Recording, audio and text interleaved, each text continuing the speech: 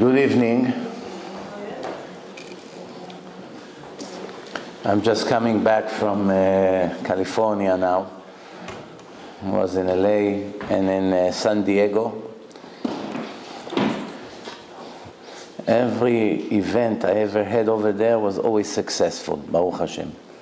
One of these places, no matter where you speak, lots of people come. I think one of the reasons is because they don't have that much activity like here.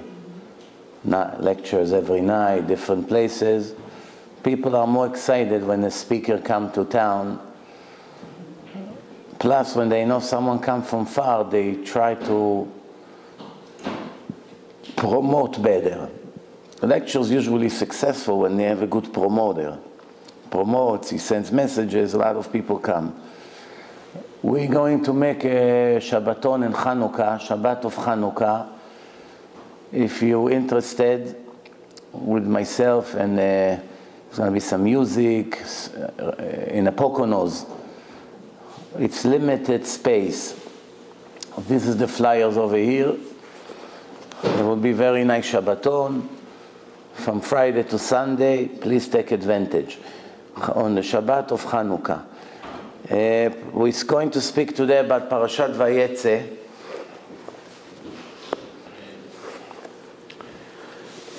Parashat Vayetze, speaking about 20 years of the life of Yaakov, when he was forced to stay out of the land of Israel. From the time that Hashem said to his grandfather Abraham, Lech lecha me'artzecha, leave your land, when he was 75 years old, El haaretz asher ar'eka, to the land I'm going to show you. The fathers did everything they can not to leave Israel, unless if they were forced by, hunger or things like that. Now Yaakov is forced to leave the house of his father. He's forced to go to a place that he's not interested to go. Why? Because he's afraid for his life. Pikuach nefesh. His brother Esav is looking to kill him. Even when Yaakov go overseas, he doesn't take Eretz Israel 1 minute of his mind. He knows that's his destination. After he make his neder, his vow, when he goes to the Moriah mountain, and he has this special dream when the angels go up and down the ladder, one of the things that he say in his vow is, Veshavti el bet avi. All I want is to return back to my homeland. And this is, as we all know, we have a rule in life, Maaseh avot siman lebanim. If our fathers, Eretz Israel, was so precious for them, then it has to stay like this until the end of all the generations. Every Jew has to do everything he can to always want and expect and do everything he can to make Aliyah to Eretz Israel. And we're not going to get into this subject because I already made it clear a few times in the past who is allowed to move to Israel and who is not allowed. Who is allowed to leave Israel and who is not allowed. There are rules. Everything in life have rules. But one thing for sure you do, you don't ever replace maybe with, you don't replace certain with maybe. Something that you have in your hand, you don't replace with something that possibly, you can possibly have. So if everything works for you here, you don't take a risk and go to something that maybe you will have and something you may not have. Yesterday when I spoke in California, in my second lecture of the night, there was a very large audience and I had a microphone. And it was working fine. I don't know, the microphone was fine. The only problem is that I had to hold it, because I didn't have a stand. So in the middle of the lecture, they bought a real professional microphone, like a real nice, with a stand, with sound like in a studio. So in the middle of the lecture, they took the one from my hand and they put this one in. But then this one started to have echo and whistling. You know how it is? For maybe 2 minutes, in the middle of the recording, we have to lower the echo and this. So I say to them, you see, according to the Torah, you should have not replaced the microphone. Why? Something that works, you don't replace that with something that may work or may not work. Something that works. If it doesn't work, what do you have to lose? Worst comes to worst, you replace it with something that doesn't work. But if it works, you don't take the risk. Later, the second microphone, once they fixed it, it was a lot better, fine. But this is just to give you an idea. You have something in your hand, you don't gamble. You don't have anything in your hand, you have nothing to lose. So, the Rabbi from Gur, Sfat Emet, which was a giant Chacham, he said the mind of Yaakov Avinu never left Israel even when he was overseas. 20 years later, when he comes back to the house of his father, as it says in the end of the chapter, ויעקב הלך לדרכו ויפגעו בו מלאכי אלוקים. Yaakov went to his journey and the angels of God met him. ואף רבקה מרמזת לכך. Rivka gives a hint to that when she said to Yaakov, once he's leaving to Haran, וישבת עמו ימים אחדים. She said, you have to run away from your brother, he's angry now. Sit by my family for a few days. Few days turned to 20 years. Right? So she blessed her son that even though now you have to go to overseas, it's only temporary. Don't think, God forbid, to settle there and to stay there. You have in America, you have hundreds of thousands of Israelis. Most of them came to America for one reason. It's not the Holy Land here. Right? Why they came to America? One word. Starts with M. Huh? Mama. Money. Money, money, money. Opportunities, jobs. It's very interesting how when I travel, I see Israelis that came here and within few months they became millionaires. The American dream. Even in these days that it's not such great opportunities. I met now on my trip few young men. Interesting how they started to open one store and another store and then all of a sudden they have 19 big stores. Within not even 3-4 years. They built a nice chain of stores. How they did it so quick. When Hashem wants a person to become wealthy, nothing can limit that. Huh? America. Umareka. Empty nation. One more thing.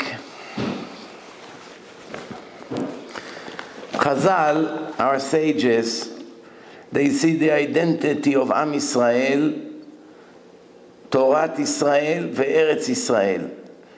There is connection between the identity of the nation of Israel, the Torah of Am Yisrael, and the land of Israel.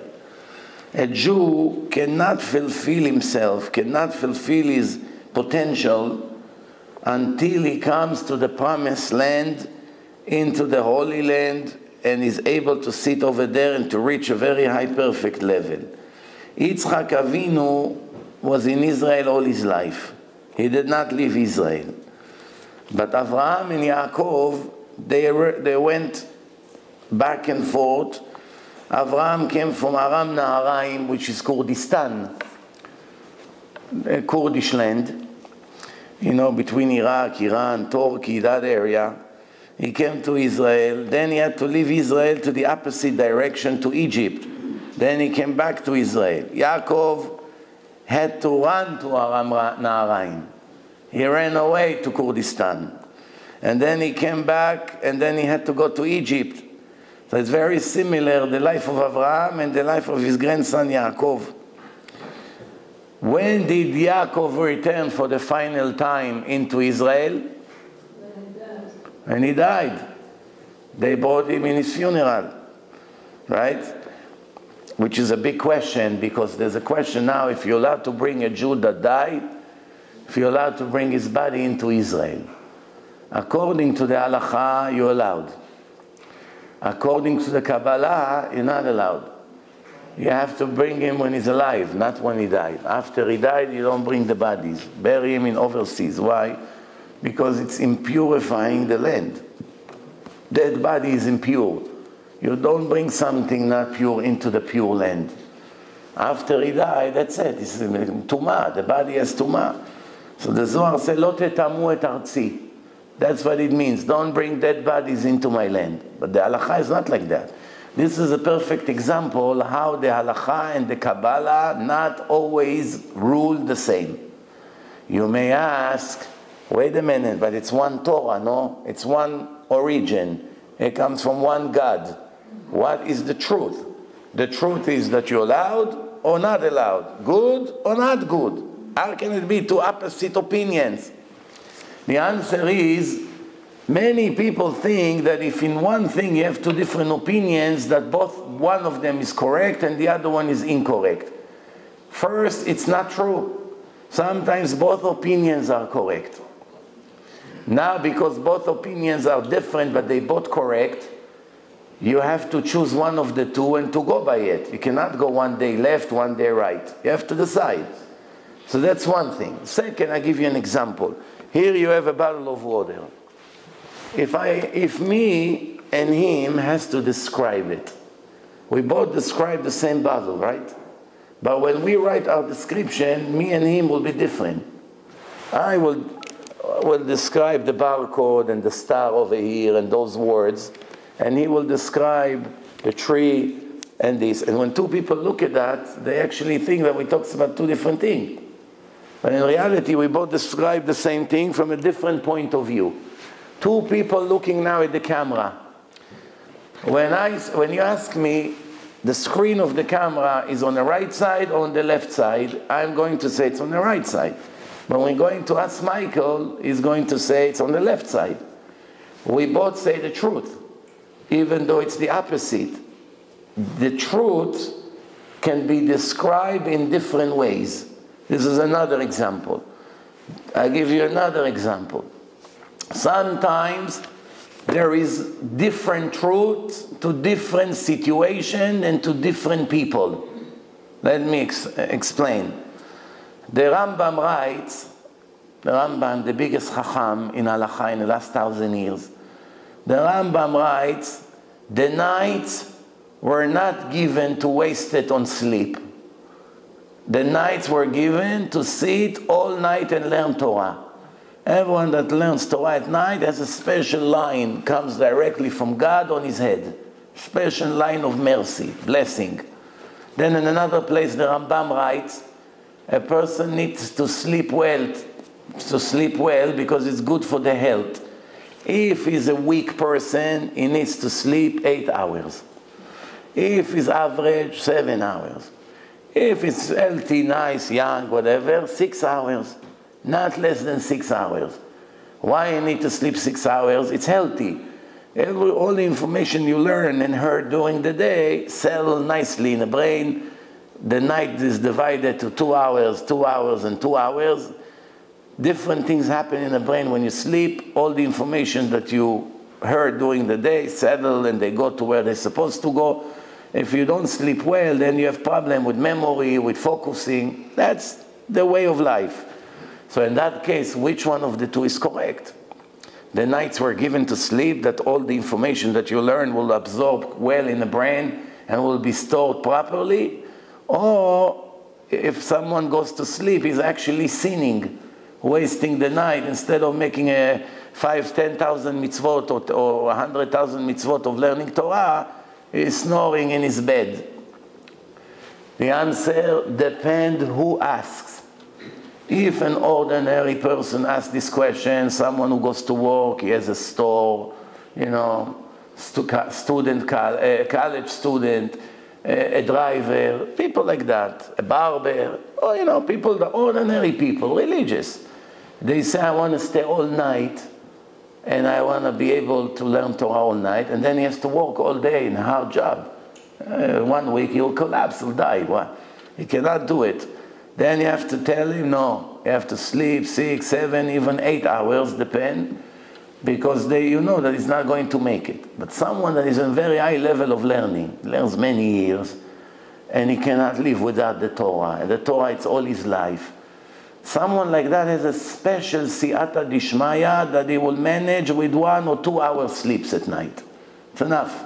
The Gaon Mivilna, he slept half an hour every 24 hours. 1.5 hours, that's it. Rav Ovadia Yosef Zatzal, in our generation, even when he was 90, he was learning until 2, 3 o'clock at night, every night. And then 2, 3 hours later, he was up to learn again. Sometimes they had meetings in the morning, they come from the government. So even when he was 90 years old and was sick, he had an open heart surgery once, and ballooning, and all kinds of things, and sugar, and blood pressure, and yet he was learning Torah in every possible minute. Same thing, 2 people came to Rav Ben Sion Abba Shaul, and they say to him, one said to him, Rabbi, I want to learn all nights also. I'll sleep a little bit after Shachrit, 1 or 2 hours, and that's it. The rest I'll learn all the time. He told him, no. You have to sleep at night, sleep well, that you can learn good during the day. Then somebody else asked, he said, no, how long did it take you to figure it out that you have to learn all night? 2 guys, the same yeshiva. Why? The rabbi knows the ability of each one. Same thing when you have 2 kids, they're not the same.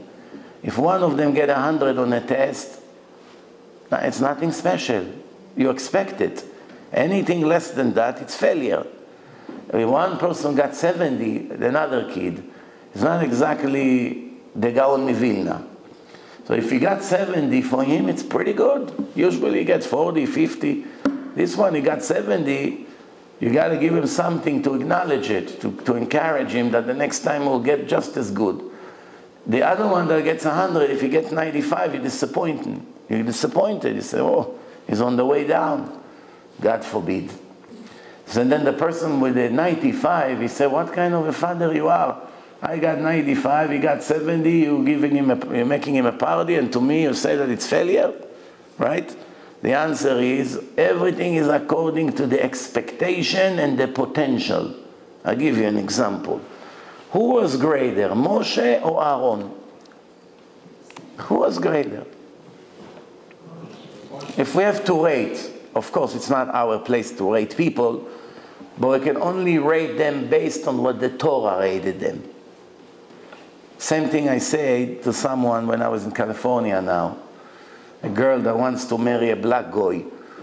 I explained to her that Jews are not allowed to marry goyim, but she grew up in public school and now you pay the price. That's what happened. So I say to her, if I would come and tell you you're not allowed to marry a goy, then it sounds like racism. Why? He's not as good as us? Why? He's not a human being. He's not polite. He's not nice. He's not smart. The Torah said the goyim, they can be smart. They have nice manners, some of them. It's no contradiction. So I say to her, if a person made up the law, then he's a simple racist. And racism is something very bad. But if it's written in the book of God that even the Gentiles admit that it's the book of God, and he said to the Jews, you are my children, I chose you to be special, you are holy because I'm holy. Don't be like the Gentiles. They're not as good as you. From you I'm expecting a lot more. Not that the Gentiles cannot convert and become regular Jews. They have this option. They can elevate themselves. And some Gentiles go to heaven and some Jews do not have it. A Jew that is not Shomer Shabbat has no share to the world to come. His soul gets cut for eternity. Nothing will help him. Nothing. Even if he's a nice person, even if he gave a lot of tzedakah, even if he ate kosher, nothing will help him if he's Mechalel Shabbat. Because Mechalel Shabbat is 100% like a goy in the eyes of Hashem. If he dies, you cannot bury him in a Jewish cemetery. That's how bad it is. You have to make a wall. You understand? And his punishment is bigger than a murderer. What do you think? It's a joke to be Mechalel Shabbat?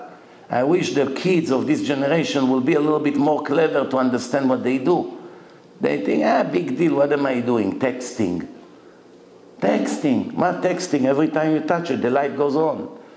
Electric goes on. Wires are heating up inside. All kinds of things are happening.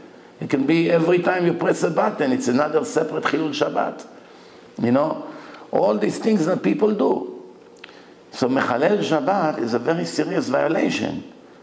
Not that many people know that even you're not allowed to bury Mechalel Shabbat with murderers. You're not allowed. The murderers getting upset. That's the law. If you have a section full of murderers, filthy murderers, garbage people, garbage. A murderer is a human being, I'm asking you. Someone who killed someone else is a human being. He deserves to live. What can be worse than a murderer? What? It's basically the bottom of the bottom. And yet Mechalel Shabbat in the eyes of Hashem is worse. And the people do not understand that. If all Jews would understand that, the situation would be a lot better today. But they don't, because of ignorance. The problem is that ignorant or not ignorant, one day they die and they realize the mistake they made, but now they cannot fix it. So let me ask you a question. According to the Torah say Moshe and Aaron are equal. But in another place it says, no one is great like Moshe. Moshe is the master of all the prophets, is the most humble ever lived. Hashem spoke to him face to face, is the only person in history, and his position was higher than Aaron. He was the main king. Aaron was important, but he wasn't the king. So in that case, why Moshe and Aaron are equal? It looks like a contradiction. The answer is, they both fulfill the same level of potential. Everybody has potential in life. Not everyone can be Rav Eliashiv. What do you think? Everyone who goes to yeshiva can be Rav Ovadia? How many people learn the same amount of years like Rav Ovadia from his own class and nobody even know who they are? And they learn serious. We're not talking about people that went on a picnic. People that learn seriously Torah all their life and nobody knows who they are. They didn't have the skills or the siyata dishmaya like him. Not everyone is equal. If you learn 20 years and your friend learned 20 years, you may become a very big rabbi and your friend just become an average student. With the same amount of investment. Maybe sometimes the one that is not as anonymous maybe invested more efforts than you. But you still achieve a much higher level. But the way a person is judged is not by his achievements, like this world. In this world, nobody cares about the efforts. They only care what's the bottom line. You fix the problem or not. You fix it, here is your money. You did not fix it, not only you don't get paid, you get sued. But I worked 30 hours. I put my life into it. Your problem, not mine. You don't know how to fix, quit. You fix, here is your money. You did not fix, goodbye. You come here with a suit to the dry clean. Can you remove the stain? He looks, of course. How much? $10. When is it ready? Tomorrow. You come the next day, the stain is there. Hey, what's this? I gave it to you to remove the stain. Yeah, we tried our best. Believe me, we worked 3 hours on it. We usually 10, 15 minutes, we clean the suit. Here we worked 3 hours and we couldn't remove it. You're going to pay him? Very sorry, it's your problem. You told me you can remove it, otherwise I wouldn't bring it. You take the suit and you're upset why you wasted 2 days of your time. But by Hashem, it's not like that. He gives us the reward based on our efforts, not our success. And that's what makes us very, very lucky. Imagine if He would only pay us based on success. He would not pay to try. Because most of us are big failures. Did we ever did something substantial in our life? Well, we achieve any of our goals? Do you know one person that can raise his hand over here and say, I used to be very proud and arrogant, huge ego, and now I'm perfectly humble? Do you know anyone here that can raise his hand? If someone would raise his hand, that's a sign that I'm right. And he's still full of ego. Because a humble person won't raise his hand. I used to be proud, now I'm very humble. You know how the Chilonim say, Ani tzaddik. As soon as a person goes like this in Israel, Ani tzaddik, answer him, you just prove how much you rasha. Moshe Rabbeinu would say, Ani Tzaddik.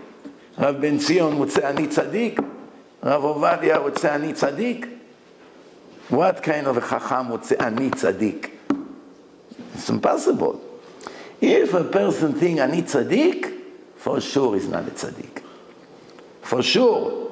Why? Because a real Tzaddik, he knows I'm far from being perfect. Acknowledging the fact that you're far from being perfect, that's a very positive thing. Because if a person lives in illusion that is perfect, one day this illusion will explode in his face. The illusion does not last forever. One day you have to deal with the consequences. Right? If a person eats something that causes cancer, it doesn't happen overnight. It may take 20 years.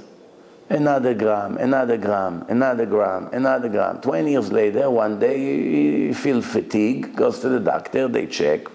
Hashem Yerachem, you have 2 months to live. It's a process. It's not something that happened right away. Eventually, a person has to deal with the consequences. Whatever he did wrong, he will pay the price. Nobody gets away with the price. The price is there. You must pay the price. Unless if a person does real tshuva. If he does real tshuva, he can get away with the price, with the punishment. So Moshe, let's say Moshe fulfilled 98% of his potential. Obviously, no one is an angel. 1 or 2 mistakes he made in his life, that's already not 100%. So if he fulfilled 98% of his potential from the 100%, that's what made him Moshe Rabbeinu, the legend, the humble, the righteous, the holy, etc. And Aaron fulfilled 98% of his potential, but he did not make him Moshe, a little bit less. But it doesn't matter, for Hashem they're equal. So sometimes you see 2 people in the yeshiva, one knows so much and is shining, the other one nobody pays attention to. But yet it could be that the other one is more important in Shamayim because he achieved more on his potential than the other one. The only problem is that his potential wasn't so high to begin with. You can see from a childhood which kid will be big chacham and which one will not. Sometimes you see, you talk to a kid, poor kid, he's dumb. His mind doesn't work. He cannot understand one thing from another. He doesn't have wisdom. It's very difficult to teach wisdom. Very difficult. It's a gift, it's a talent you're born with. You see right away, you have a little kid, is like a little demon, very clever. Everything you understand right away. You move your nose, you already know what you wanted to say to your wife. The other one, you speak clearly in his face, he still doesn't get it. But the other one, as soon as you move your hand, he already, I know why you did that. That's sure that this person is clever, is wise.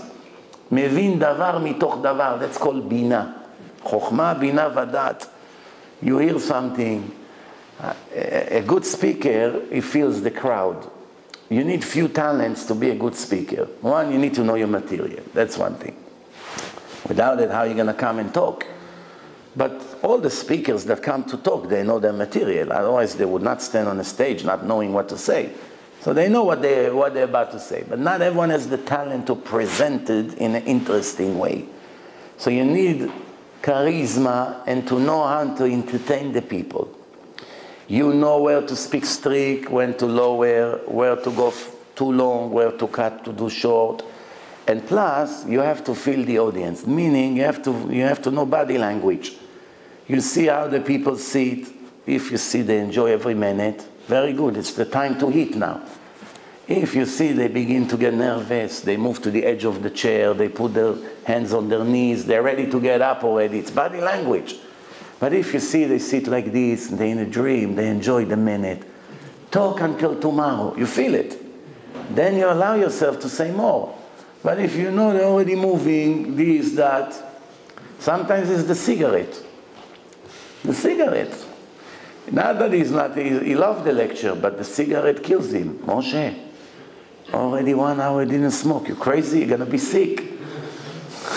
It's not healthy. I know. Now I'm going to speak by the Syrians here on Thursday. So the guy called me today. He said, Rabbi, I know when you start, you can go on and on. can I make a request? I say, what? He said, is it possible after an hour to give 10 minutes break? I say, why? He said, listen, you know, people need to get up, they want to smoke something, but they don't want to lose the lecture. So they sit, but they don't enjoy because they have the animal instinct. The animal wants to get what they want to eat. The body is an animal. What's the body? So I said, of course, no problem. But he doesn't know one thing. If you make a break in a lecture, you kill the lecture. First, some of the people go home. Because as soon as you stop, the Yetzer Hara penetrates. The Yetzer Hara is just like a snake, like a deceiver. You know, the crooks, they don't come right away to steal. They first become friendly. As soon as you open the door, יתגדל ויתקדש שמי רבה. You're done. That's it. That's why the rich people, many of them, when they see a rabbi, they avoid contact with him. They don't want to be too friendly. Why? Because they know as soon as they'll smile to him and say, how are you? Right away he's going to say, you know, I have yeshiva, we are doing very bad. That hello would cost me $20,000. So he pretends he doesn't see him. Not everyone, of course. But there are people, they're afraid. Some of them went one step further. They assigned a messenger to deal with them. Don't talk to me. I can be friendly with you. So why don't you help me if you like me so much? I'm not involved with the money, with the charity. Talk to my guy. No, but you can also write a check. It's your money, your guy. No, but we have a rule. I don't push my nose into his business. He doesn't push his nose into... So like this, I can hug you, kiss you, tfaddal, chacham, sit. $50 you don't get. Why? You have to go to my gabbai. You understand? All these tricks, it looks very productive. He gets what he wants. I promise you, when he comes to Olam Haba, he'll pull his hair off for 1,000,000 years. Especially when they die, they leave 1 billion, 2 billion, 10 billion, 500 million, which will go to waste anyway. And then they're going to kill themselves and say, you see, I was avoiding all these people. At least now if I give them 10,000, 20,000, 5,000, 30,000, I had another $20, $30 million charity to take with me to where I go. That's when they realize their mistake. You understand? Right now they don't. They think, oh, I got away with that. Wow, Baruch Hashem. Shir LaMa'alot. Moshe, why you say Tehillim that rabbi didn't see me? Shir LaMa'alot. You understand? But like they say in Israel, tzochek mi shetzochek acharon. We'll see who would laugh in the end. So Chazal say, you know, Am Israel, Torat Israel, Eretz Israel, to become perfect, you cannot avoid the Holy Land. It's a level by itself. And all the things that they journeyed, that they went one from another, Yaakov in the end was brought, after he forced Yosef to swear to him, he was brought back to Israel in his funeral. Why Yaakov made Yosef swear to him and not the other brothers? Because Yosef had the power. The other ones couldn't promise something that it's not in their hand. How old was Yaakov when he left the house of his parents? 4.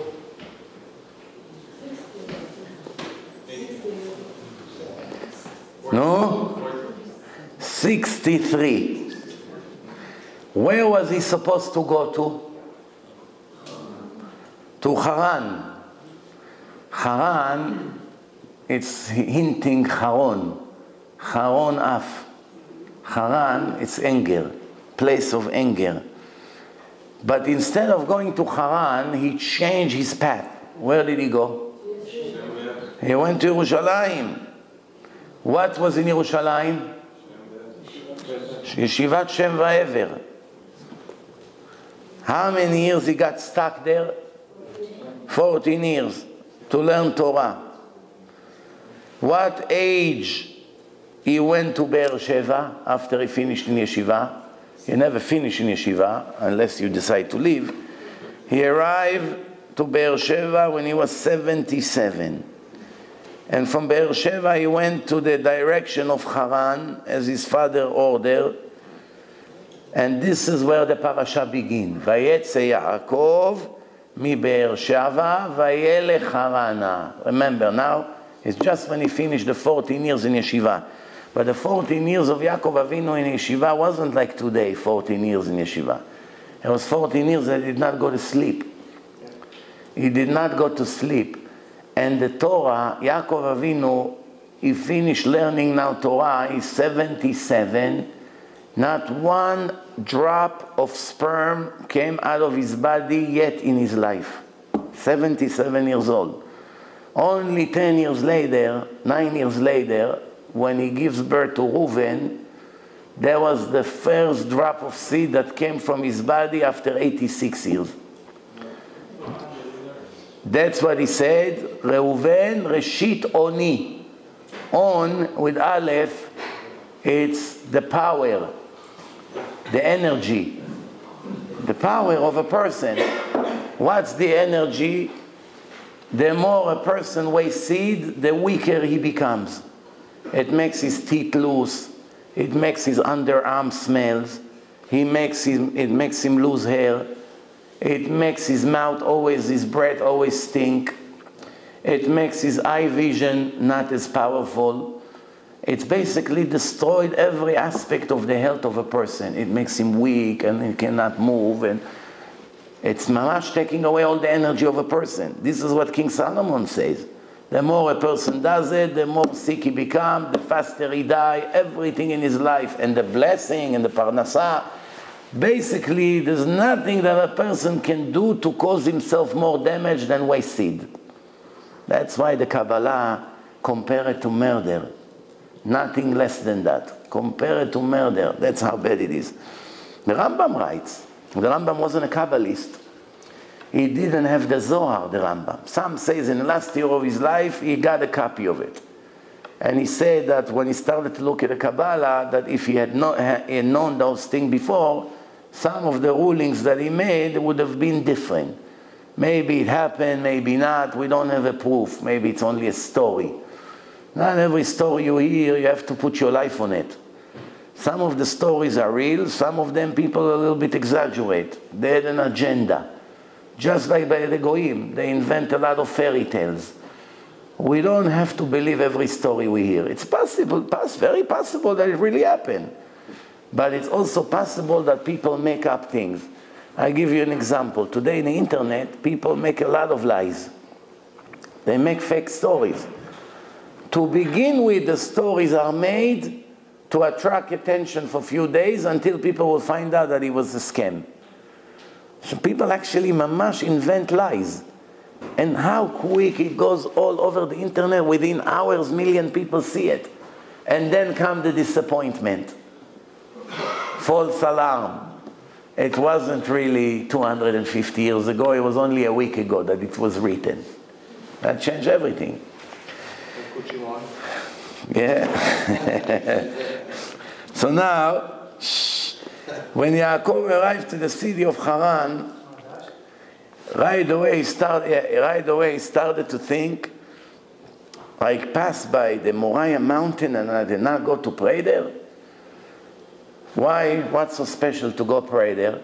This is the place that my father was almost slaughtered, Akedah, Yitzchak, and my grandfather Abraham.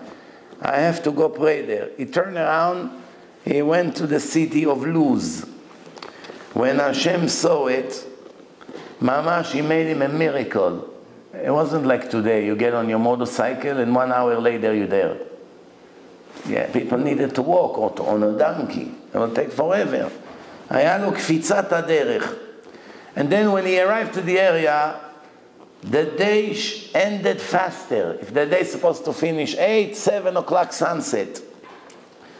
Why? That Yaakov will be able to pray there Tfilat Arvit. After that, he put 12 rocks around his head.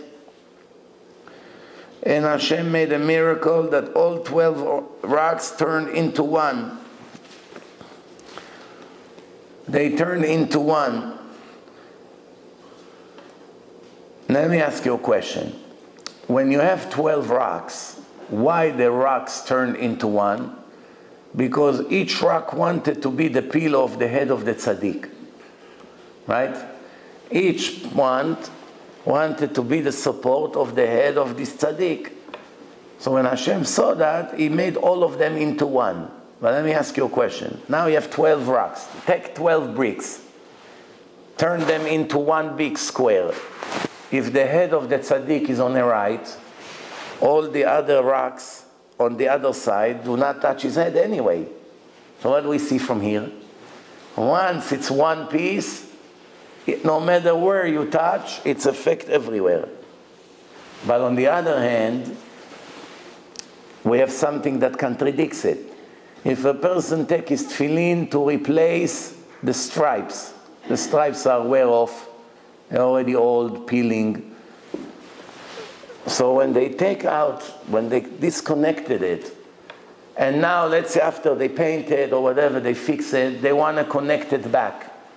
They're not allowed to connect the opposite side into the tefillin. They have to use the same side that was touching the tefillin, but they're not allowed to take the other side that was loose and now connect it to the actual tefillin. Why? En moridim bakodesh. You do not lower in a holiness.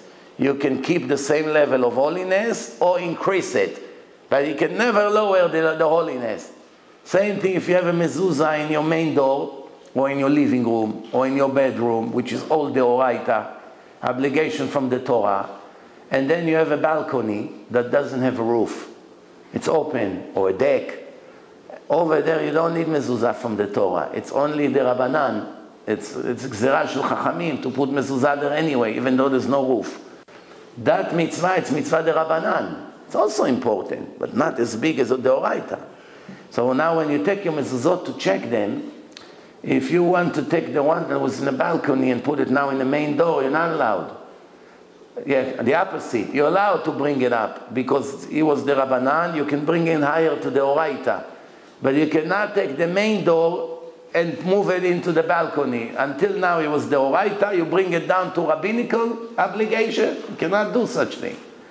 So in that case, which one of the two is correct? If we see from here that I connected all the rocks, and it counts like one rock, and it doesn't matter where the head, meaning every inch of the rock is equally holy. But on the other hand, the stripe, it's not the same. The closer it is to the tefillin, the holier it is. Who can answer this contradiction?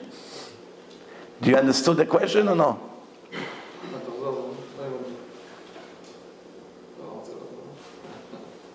Everybody understood the question or no? No. No? Again, if I have 12 pieces here, 12 rocks like this, 1, 2, 3, and I want to put my head on the first one. So now the first one become holy from the head of Yaakov Avinu.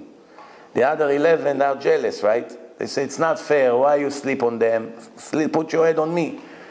So Hashem see that all the rocks want. It's all metaphoric, of course. The rock didn't have a fight over there.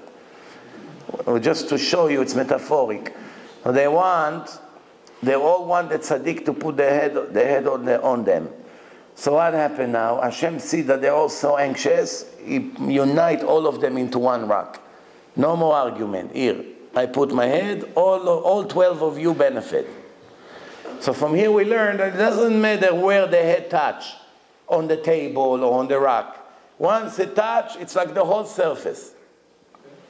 But then on the other hand, when you take the stripe of the tefillin, one side was touching the tefillin, one side is not touching the tefillin.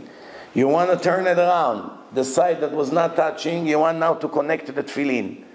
And the side that was touching the tefillin will be loose.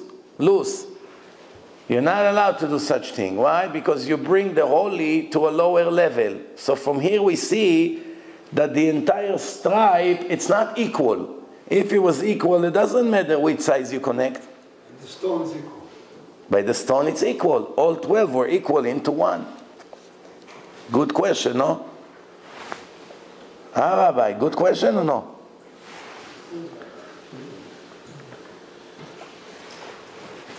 Maybe Hashem will give us a good answer by the end of the lecture. Otherwise, we'll wait for Mashiach to answer. Part of the stone will not be at the top unless the bottom is there. Yeah. So therefore, the whole stone has the same kedusha. The bottom helps the top be on top. Let's say from the 12 stones, we will take one out. Would it make a difference? From the 12 stones, we'll take one out. Well, it's still going to be a nice big rock as a pillow to put the head on. It won't make a big difference. So each stone really, it's 8% assistance. You take one stone out, it's no big deal. Obviously, one stone was enough to put the head on. You don't need another 11. The only reason Hashem united them is to show that you want to do the mitzvah so much. I'll give you an example. Sometimes in Yom Kippur, the Sfaradim, they do ptichat ha'echal shel parnasa. They sell it. The people that wants to be rich, they love this opening. Ptichat ha'echal shel parnasa. So the last one, you know what happened? They have one in Arvit, they have one in Shachrit, they have one in Musaf. The last one, in Neila, usually people don't have any more money left. Because already the people that put their money, already 4 people put a lot of money on that. So now the last one, usually they say, we want to do it partnership. We want 20 people, each one to give $100, let's say, whatever, 200.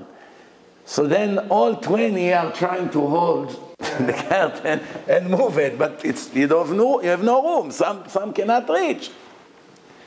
So now when only 2 hands open and other 18 hands couldn't reach, is it count that they opened ptichat ha'echal de parnasa or no? Yes. Pay for it. What counts? The paying for the mitzvah or actually doing the mitzvah? When you go up to the Torah on Shabbat, you get an aliyah, but you didn't pay for it.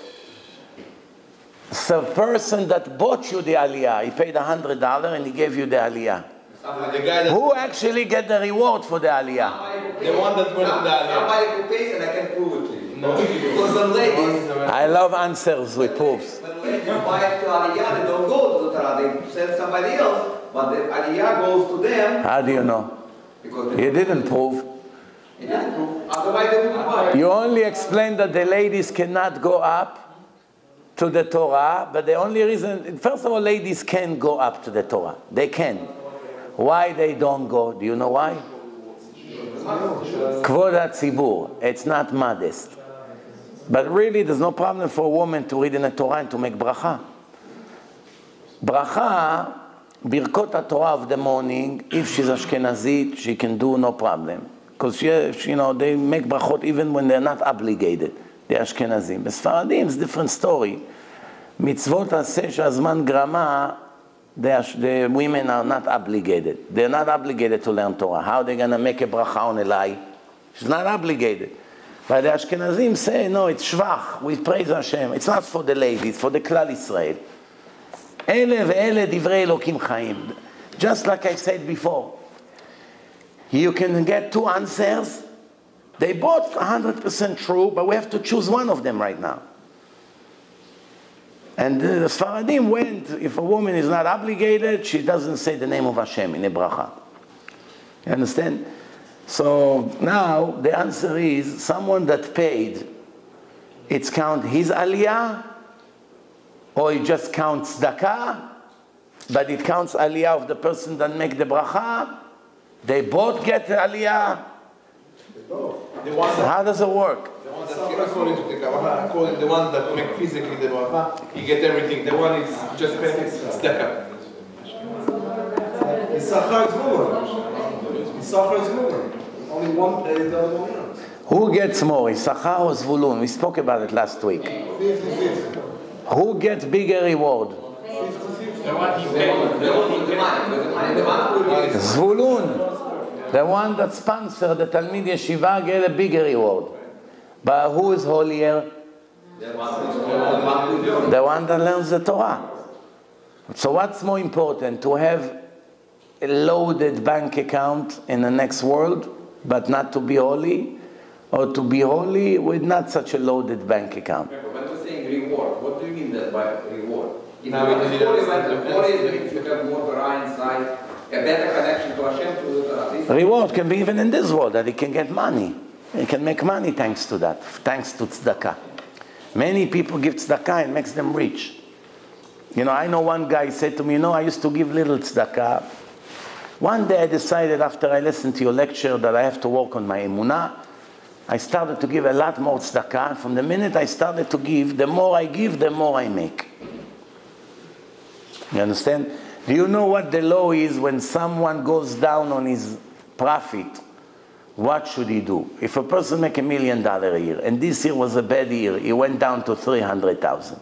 70% reduction. What does usually people do? If they have routine tzedakot, he gives 5,000 here, 10,000 there, 1,000 there. Here's a list of people that they give them money. Once his business went down 70%, what's the first thing he cut? Instead of firing Sylvia and Constantinta and Amiga and Muhammad, instead of cutting a little bit on the budget, right away, Rabbi, don't come this month. So what is it like? Let me explain to you in the mashal, parable. The mashal is like this. A person has a carriage loaded with merchandise, and he has a horse, and he had 4 wheels. And then he gets to a swamp. It's very muddy, and the wheels got stuck, and the horse cannot pull it out of the mud. What do you have to do now to help the horse to get the carriage out of the mud? You have to start taking some suitcases, put it down, and take a table down, and take the refrigerator down. You keep taking. You take one more thing, you hit the horse, he still cannot get out. You take another box down, you hit the horse, he doesn't get out. You take another box down, eventually the horse will begin to run. But what does the people do? They take the wheels out. They take off the wheels.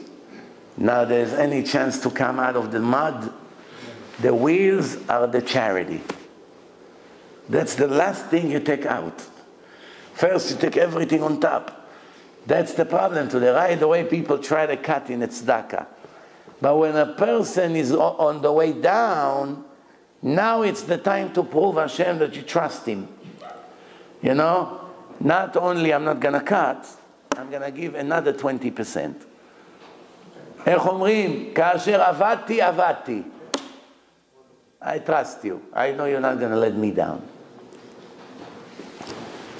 Wait, the rock and the scribe already was holy. So you're not allowed to change. The rock, they come together. No, but the rock, he already put his head on one of them. One was already holy, and then the other one were jealous, so he made a nest, all of them connected. But now his head is on the rock that he puts on his head. So that what's the other 11? They became holy because now they all became one part of the one. Right? So it doesn't really matter where you put your head. But I'll give you another proof. One brother inherit a special menorah for Hanukkah. We are 3 weeks before Hanukkah. And the other brother was jealous. So they went to court, to Bedin, to fight for the menorah. The menorah worth a lot of money. It's antique, silver, nice menorah, handmade. So the rabbis over there said, this menorah came from a few hundred years ago from their grandfather, which was a very big holy man. He used to light Hanukkah candle in a menorah. So they came to the Bedin, and the rabbi said to them, cut the menorah in the middle. Listen to this. Cut the menorah in the middle. Take it to an artist. Each one of you will take half. And the artist will complete it into one, the same style. And both of you will have a holy menorah. You understand or no? Yeah. Just like the Baba Sali water. You know the Baba Sali water? How come people still have in their house Baba Sali water 30 years after he passed away? You keep adding. the water that you add into the holy blessed water, as soon as they merge together with the water that in the bottle, they also become good. Same thing wine, same thing many things. They thought about everything to make sure that business will continue forever. Now, so Hashem connected all the stones to one. Yaakov put his head on a rock and fell asleep. After 14 years, he did not lay down to sleep. Then he see a ladder full of fire.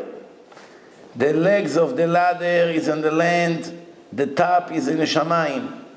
Angels are going up and down. Angels from overseas, they going down. Angels from Israel going up. Then Hashem began to talk to him. And he said, I am the God that supervised and watched your father Abraham, your grandfather Abraham, and your father Yitzchak. The land that you lay here, I'm going to give it to you and your children as inheritance. You will have many children like the sand on the ground. Your property will keep expanding to all directions. Even when you go out of Israel to a land that the holiness of God is not there, I promise to be with you there. And I will watch you from Lavan and from Esav. I'll bring you back to the land peacefully. And Yaakov woke up and realized that this is a very special place. He took oil that he had with him and he spilled on that rock. He made it matzeva. And then he called the place Bet El, the house of God. What was the name before? Luz. Where is Luz? Har Moriah mountain.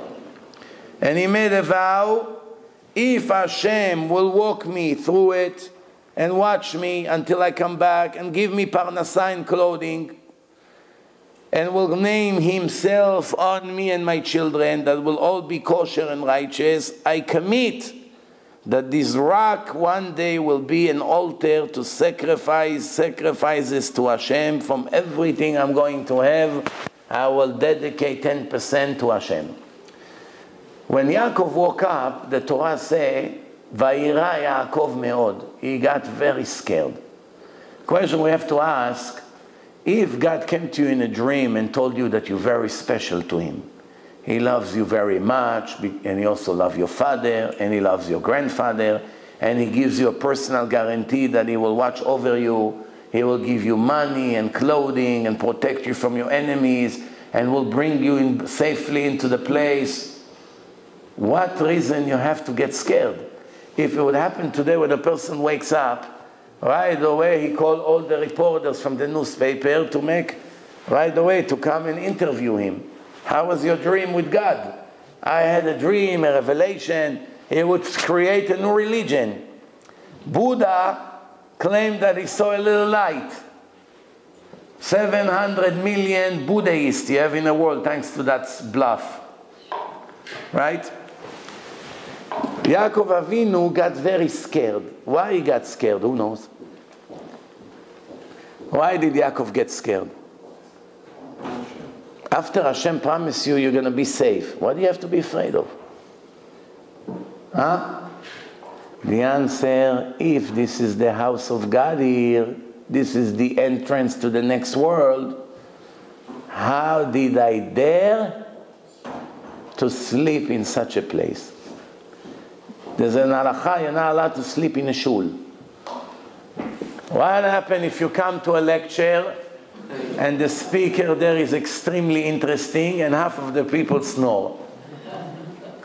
Do you have an obligation to wake up the person next to you because he's sleeping now in a shul?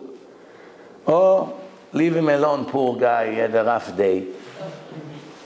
Huh? They have to shake him a little bit. One speaker came to give a lecture, and one person in the middle of the audience started to snore. So he said to the one next to him, wake him up. He said, no, no, no. You put him to sleep, you will wake him up.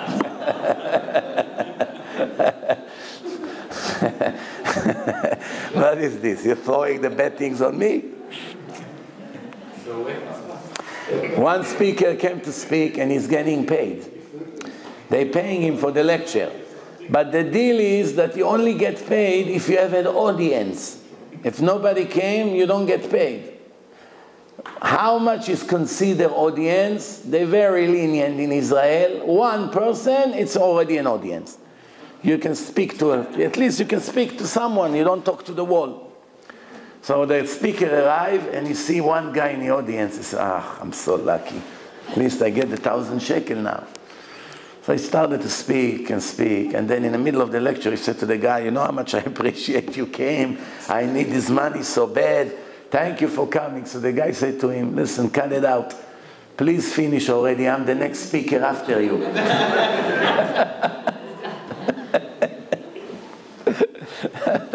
After all, nobody showed up, and he spoke for nothing.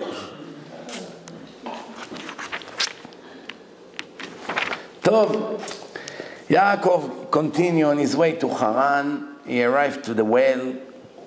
What's the difference between us and our fathers? Our fathers met their wife in the Be'er, Bet Aleph Resh. We met our wife in the bar, also Bet Aleph Resh. That's the difference between that generation to this generation. He used to be by the Be'er, the well. Eliezer and Rivka by the well. Yaakov and Rachel, the well. Well. Everything is well. Why? Well gives water, life, energy. Also the bar. The bar, also in the bar, yeah. You get some machia in the bar. Tov. So now Yaakov, he comes to the well, he asks the shepherd, do you know where you're from? They say from Haran. You know Lavan? You know Lavan? Lavan, it's otiyot naval. Naval. Makirim, ma shlomo? He say, very good, here is his daughter Rachel came with the sheep. Yaakov asked them, why are you putting your cattle here like you finish your job? But there's still a long day to go until sunset. Give some water to your cattle and continue to take them around to eat.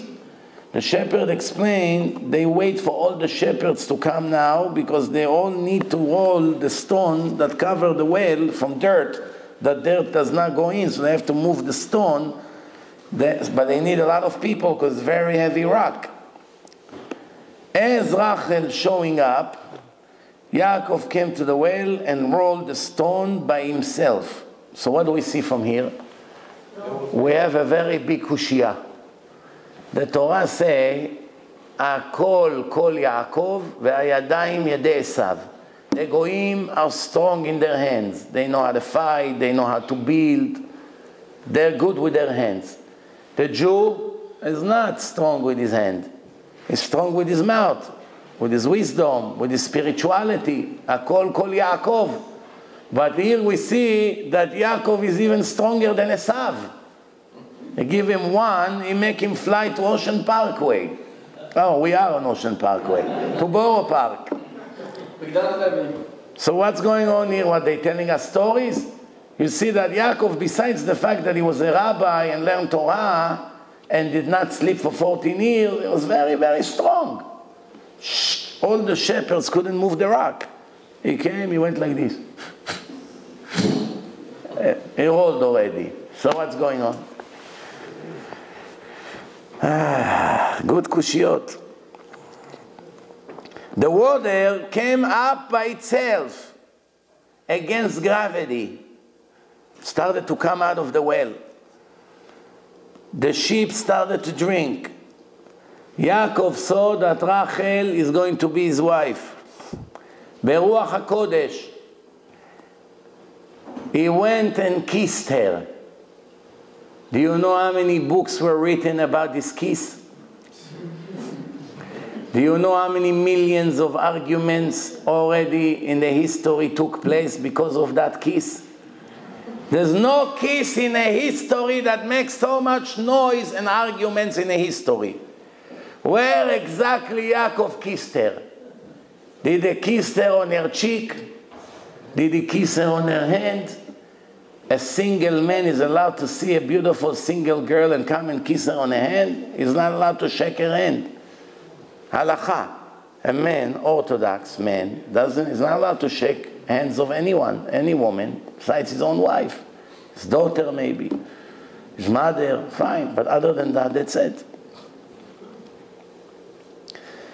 Maybe Yaakov just kissed her like this, like we kiss the mezuzah. But also it's not modest. If you go in a place and you see someone that you like, are you going to go like this to her? That's the end of you in a community. What does it mean? Don't ask me hard questions. He started to cry. Now he started to cry. Why did he cry? Huh? Why did he cry? Not because he was embarrassed that he just kissed her. Why was he crying? This entire scene is all Beruach HaKodesh, if you didn't realize it yet. Not that Yaakov was strong, he's not strong, he is weak, he's good with learning, but the miracle is that he could roll a rock that 10 or 20 shepherds cannot do, not because he's very strong. There's a limit to how strong a person can be. One person cannot do the job of 20 easily. It doesn't make sense. It's all a miracle, one step after the other. What happened here? He has the spirit of Hashem on him. Why did he cry? Because he saw that Rachel will not be buried with him. As he told her that he is a relative, Rachel ran to her home since her mother already passed away. She didn't have a mother. So she came to Lavan, her father, to tell him who arrived. Lavan, what did he think? First thing when he heard that family has arrived, what was the first thing on his mind? He said, that's my lucky day. Business is booming. Why? Maybe he's poor. Why are you excited? Some guests are main burden. They only eat and consume. They don't give anything. They just take. How do you know that this guest is going to give? Maybe he's going to take. Why are you so excited? The answer is because he has good record with Eliezer. Eliezer, already the servant of his grandfather, right away brought 10 camels full of all wealth. So that's a royal family. They're very wealthy. You know? The Reichman arrived. Well, how bad it can be with such a name. So right away Lavan ran outside. He's putting a show. Probably Yaakov brought more. But when he saw Yaakov came broke, he doesn't have anything, he started to check his pocket. Oh, how are you? How are you? Once he couldn't find anything, he went like this on his mouth. Maybe you were hiding the diamonds inside. Why Yaakov didn't have anything? Eliphaz, the son of Esav, already took everything away from him. What clothing Yaakov had on him now? When he came to his date with Rachel. Let me ask you a question. If now you have a brother that is in the Israeli army, and he has one uniform of the Israeli army hanging in a closet, and you came home and all your clothes is in a laundry and dry clean, you don't have what to wear, and you have a date, first date with a girl that's supposed to be your wife. Imagine you take the uniform of your brother with the kumta like this. You put the kumta over here, wear this long boots like this, and you show up to the day. She come with all the hair, the perfume, the twin towers, heels, You know, top of the line dress that she borrowed from Costco because she's going to return it tomorrow. She put up the whole show. When you show up, small yamin, you go like this. Good evening. What would happen to your date? If there was supposed to be a wife, you can say adios. You're going to meet your commander. This is what's happening here. After Yaakov got robbed, he left him with underwear. So when he went into the water, what am I going to do? I don't have what to wear. He saw a dead soldier there, and he took his clothes and wore it. So that means now Yaakov is broke. He comes to the house of Lavan, and he's dressed like a goy, Saddam Hussein. You know the tiger uniforms that Saddam Hussein used to have? He showed up to the house of his family. How the Shidduch worked out?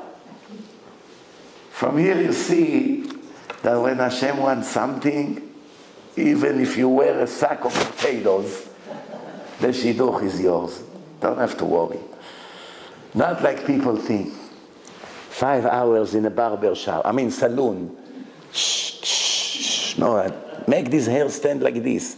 The other side.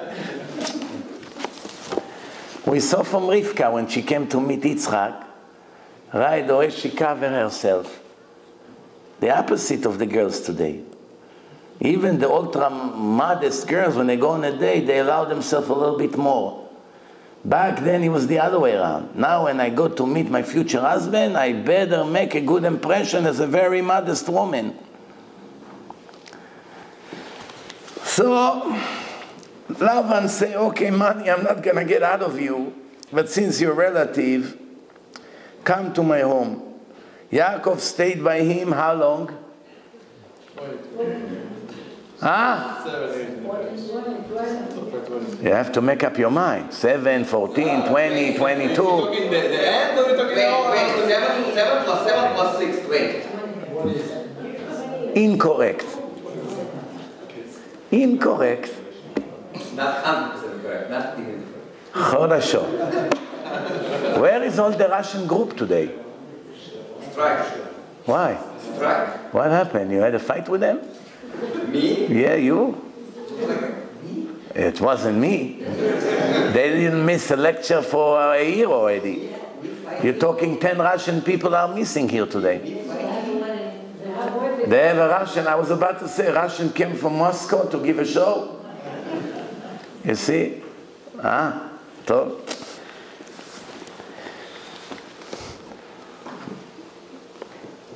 How long Yaakov stayed by Lavan?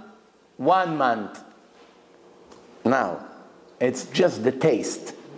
Soon comes the punch. You know, one Israeli guy, he came from Israel to New York. So his uncle is teaching him the job. So he said, let's go eat something. So they came to a cafe over here. And he said, I need coffee, I'm tired. They say, what coffee you want? Hazelnut, this one, that. All these names, latte, shmache. This Israeli guy, what does he know, latte, man? He said, I want strong Turkish coffee. I said, no, it's not Istanbul over here. So his uncle said, I tell you, they don't know what Turkish coffee here over here, but they have espresso. It's also very strong. So he said, okay, so bring espresso. So the waitress, she brought tiny little espresso. 1 sip, it's finished. So the Israeli guy goes like this. Yeah, like this I want. They thought it's a sample. I remember one time I was invited to the Holocaust Museum. They have in Washington over there. Where is it, the Holocaust Museum? No, the big one, the fancy one in Washington. So when they opened it up, one family, they are billionaires, they sponsored the evening, the fundraising. They asked me if I can come. I said, okay, I'll go. I'll go to the dinner. Glad kosher, fine. So when I went there, you know how these fancy people are. They serve you the plate, everything so fancy, then you have a little piece of meat. half a bite and it's finished. Big plate, tiny thing, and they put some kind of a flour on top of it. Give us food, enough with this flour now. You sell food, bring food. You charge $500 a plate, at least put an extra 2 bites of meat.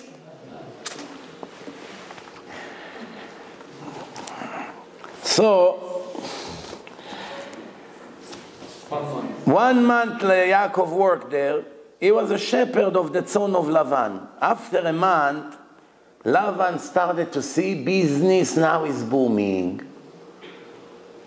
This is the second time in the Torah that a righteous person that comes to a house of a wicked person brings him a lot of blessing and wealth. Where is the first time?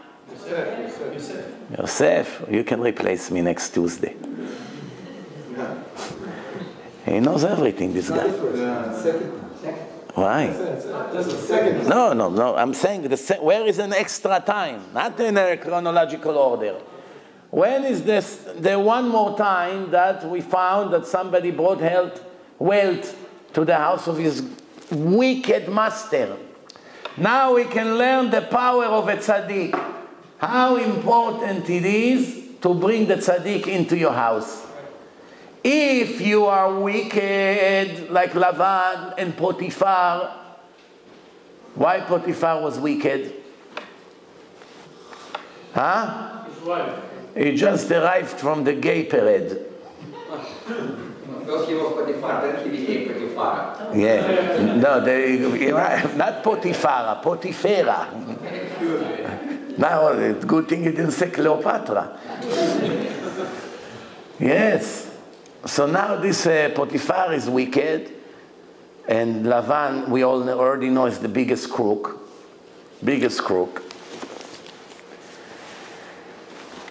So, even though the person is filthy, and Hashem cannot stand him, whether it's this Goy Potiphar, whether it's this Lavan, it's a person that Hashem doesn't like.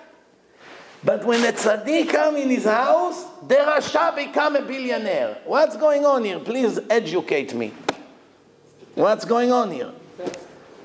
The tzaddik himself get nothing. Yosef, servant, cleaning, bringing water. Yaakov, shepherd. Who gets the wealth? The Reshaim. How can it be? The light of the tzaddik. That's why they said in the goodbye. Give me common sense what's going on over here. The word coming in the world to come?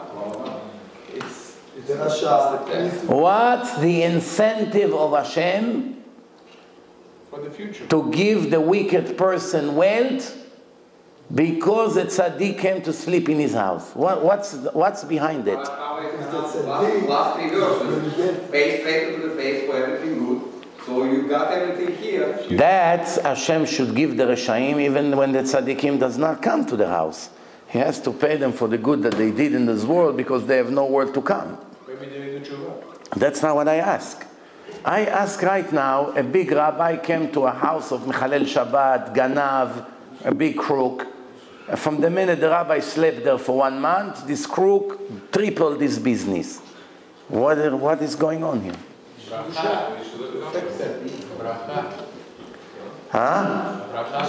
Bracha, but why I don't have bracha?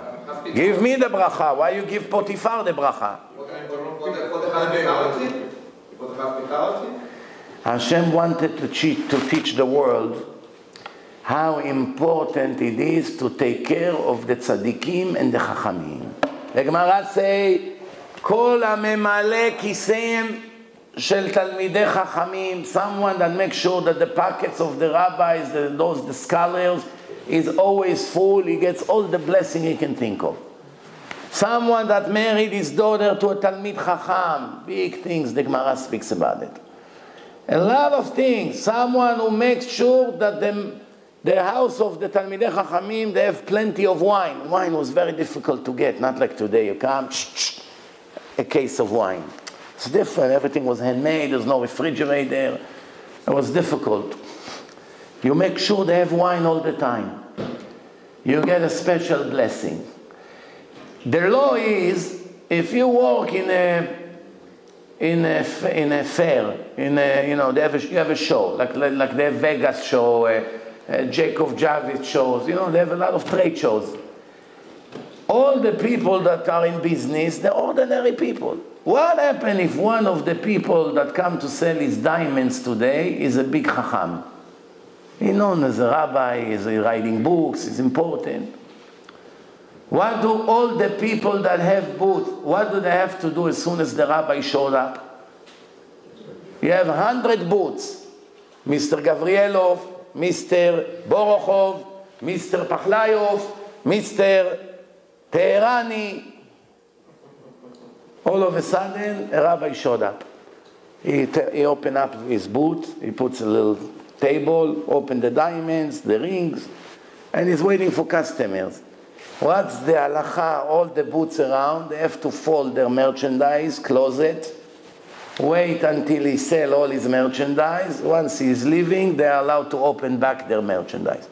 They're not allowed to sell while he's there. This is the Kvod Torah. Today, not only people do not respect the Torah, or the people that knows Torah, they spit in their face every minute with the help of the internet and Facebook and Shmeisbook and all the rest of the garbage. I'll give you an example.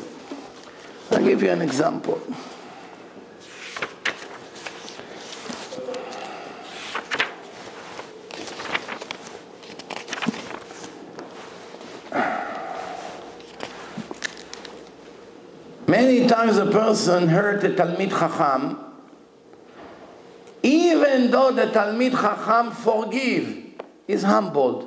I forgive you, it's okay, I forgive you. Be'emet, I forgive you, no hard feelings. But HaKadosh Baruch Hu does not forgive. It's different between two friends. Reuven and Shimon. Reuven insulted Shimon, big time, in public. Reuven came to Shimon, please forgive me, I apologize, it was stupid, it will never happen again, I'm sorry. Shimon said to him, no problem, I forgive you, no hard feeling, Hashem take the problem out of the Reuven's file, dismissed. Case dismissed, it's not in a record. When Reuven died, they don't even talk about it. How did you dare to insult him? Why? This is the power of Mechila. But what happened if this Shimon was a Talmid Chacham? Someone that teaches Torah, someone that gives lectures, someone that writes book, someone that answers halakha every question you ask him. Talmid Chacham. Not everybody has to be Rav Ovadia, yeah? There are many average Talmidei Chachamim. They all fall into this category.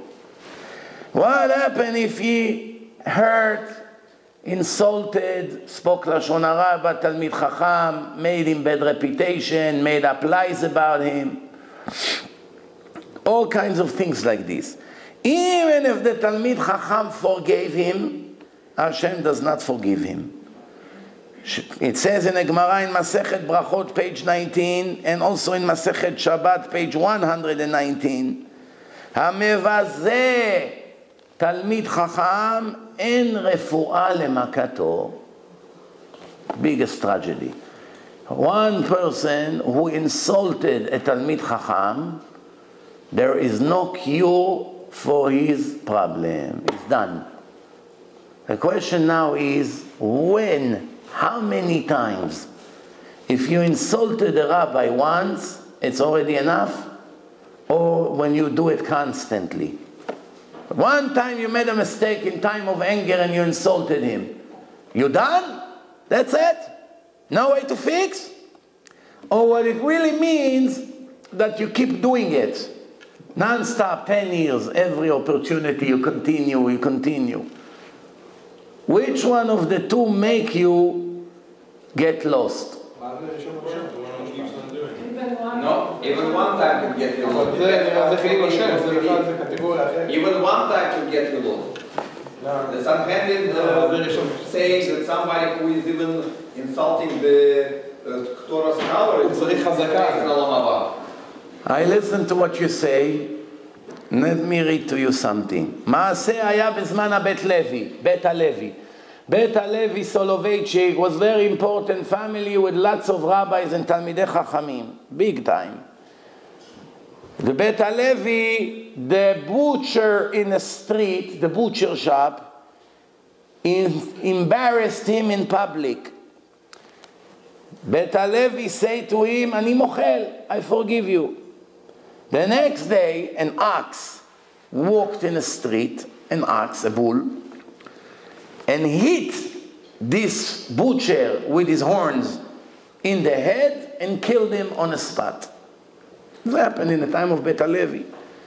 The Bet HaLevi came to the Chaim. He said to the Chaim, but I said that I forgive him, and I did forgive him. I wasn't upset at him after I forgave him. Why did he have to get killed? The Chaim say, even if you say it clearly, it's not your fault. He didn't die because of you. Why? The decree was instant. Hashem already wiped him out. This was only the end of the process, but the decree was before you say, Ani mochel. Hashem already said, you insulted this Chacham, you're dead. 2 minutes later, he forgave him. Hashem said, too late. The person is finished. The Gemara in Masechet Shabbat, page 119, it says, Kol HaMevazeh Talmid Chacham en refuah lemakato. What is the amount? Now, what is the level required from this Chacham to be called Talmid Chacham? Maybe someone who knows a little Torah and you insulted him, it's not the end of your career. Maybe you can get out of it. The higher his level is, obviously the more problem you have. But where is the red line? Who is considered Talmid Chacham? A 16 years old that finished Shas Mishnayot. He knows now Mishnayot, but he doesn't know Gemara yet. But for 16 years old, it's very nice to know all the Mishnayot. Very nice. Is he considered Talmid Chacham? So if you insult him, you're done? Is Talmid Chacham is someone who knows how to speak and give lectures about Parashat Shavua? Is Talmid Chacham is a Rebbe of first grade that teach Chumash? All he really knows is Chumash. The rest is not such an expert. He's a Rebbe of first and second grade. He knows a lot of Chumash. Is he considered Talmid Chacham? Or Talmid Chacham means someone like Rav Eliashiv or Rav Ovadia that no matter what subject in the Torah you talk about, they know they know everything. Whatever they hear, they know. What does it mean, Talmid Chacham? Every local rabbi or teacher or young tutor that knows a little Torah, is this considered Talmid Chacham? How do we know from what line, from now on, we go into the dangerous zone? How do we know? The answer is, Talmid Chacham Gadol, big scholar in Torah, זה ששואלים אותו בכל מקום דבר הלכה ויודע. It's a person that no matter anyone comes and asks him a question, Shabbat, Brachot, Nida, Chagim, Yom Tov, business, stealing, interest, any subject in Judaism, you come and you ask, he knows the answer. If that's the case, you don't even have 100 like this in the whole world today. Then any subject, they know exactly everything by heart, without going and looking and searching and learning for 2-3 hours to know you don't have that many. So in that case, okay, Baruch Hashem, it's not such a big deal. All the other Chachamim, you can abuse them as much as you want. Of course not. Let's see. Here, when the Gemara say, "Amevazeh Talmid Chacham en refuah lemakato," it's speaking about Talmid Chacham that even if he knows Mikra only Chumash, only Mishnah, only Halacha, a Rebbe that teach kids in Cheder, if he knows Chumash good enough, is also Talmid Chacham. Do you understand what's going on here? So basically almost every Chacham. So even young, also Even young. Rav Ovadia, I tell you a story. Rav Ovadia Yosef came to Israel when I was 3 years old, from Baghdad, with his father, a little kid. When he was 10 years old, his father was broke. They had a little grocery. No parnasa. He had to go back to Baghdad for 6 months to make money. 6 months. Otherwise you're done. There's nothing to eat. The situation in Israel was horrible. How many years ago was that? Rav Ovadia passed away 93. That was 2 years ago. Today he should have been 95. 95 minus 10 was a story that I'm telling you right now was 85 years ago. 85 years ago. So Rav Ovadia was a 10 years old kid. He went with his father to Baghdad. His father needed to put him in Talmud Torah. The situation in Baghdad 85 years ago went down tremendously. 100 years ago, 110 years ago, when the Mizrachi was there was a lot of Chachamim, lots of Chachamim. Then the Zionists, communists, anti-Torah, enemies of God, they sent their communist Jews to Baghdad to open a school. What school? Alliance. Boys and girls together. What they call in Israel, Mamlachti Dati. Mamlachti Dati. Boys and girls together, teach Hebrew, teach grammar, teach math, public school. Many of the Iraqis, naive people, started to send their kids into their school because they had a lot of money. The Sochnut, they had a lot of money. It was cheaper than Talmud Torah. That's how they got all the good kids from Talmud Torah to go to their school. Today, 7 generations later, from all the Sfaradim in the world, the Iraqis are the most anti-religious. Most of them hate religion. They don't want to even hear religion. Why? Because they already disconnected 6, 7 generations from Hashem. Then you have some Persians also like that. Because right after Iraq, they opened in Iran also, school like this. Everywhere they went and took the children from Talmud Torah into public school, there was a holocaust for the community, spiritual holocaust. But in Syria, you don't have this. All the Syrian Jews, until now they're religious there, the few that left there. They didn't have hate for Torah or public school or things like this. You didn't have it. Egypt, same thing. They didn't get there. Places that they got there, they destroyed the religion. Not to talk what they did in Israel. When the Yemenites came, they cut their peot, they destroyed the religion everywhere, they made kibbutzim. They did everything they can to do to the Jews what Antiochus and his friend did not succeed. And believe it or not, they did succeed. They did succeed. They made a horrible damage. Until today, 70, 80, 90 years later, we're still fighting to try to save some of the damages that they made. That's what we're trying to do. The damage that they made, it may take 1,000 years to fix. And some of it cannot be fixed. Many of the Jewish souls, that's it, they got destroyed because of them. So, Rav Ovadia went now to Baghdad 85 years ago. He was 10 years old. His father did not have Talmud Torah, one normal Talmud Torah to put him in Baghdad, 15, 20 years after the Mizrachi. There was already no Talmud Torah for kids.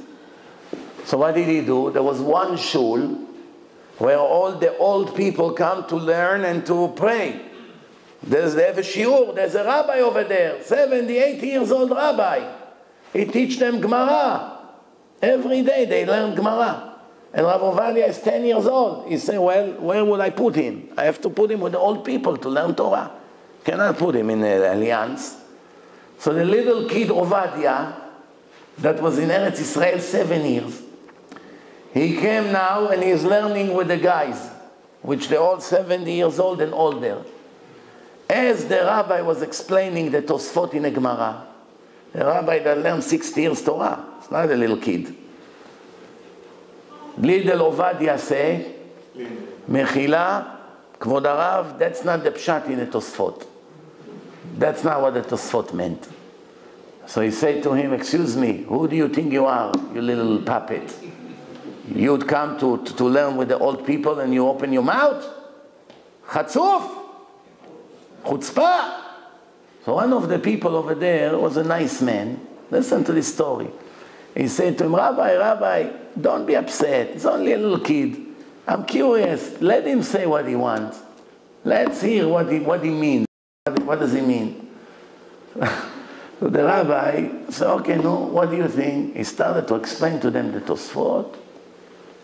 The old people did not talk that day after that. They couldn't believe it. 10 years old, such a genius. Smart like 7 years old he was. Right away, they took him to the Av Bedin of Baghdad, Rabbi Salman Khugi Abudi. He was a very big Chacham. There were a few Chachamim back then, Rabbi Dangur. I had the zchut, I don't know, maybe I am a Gilgul, something to do with Rabbi Dangur. He was the Av Bedin of Baghdad also.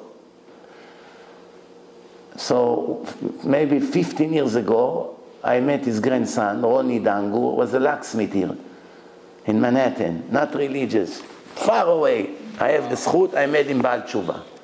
Now, his other cousin in Los Angeles organized my Los Angeles trip.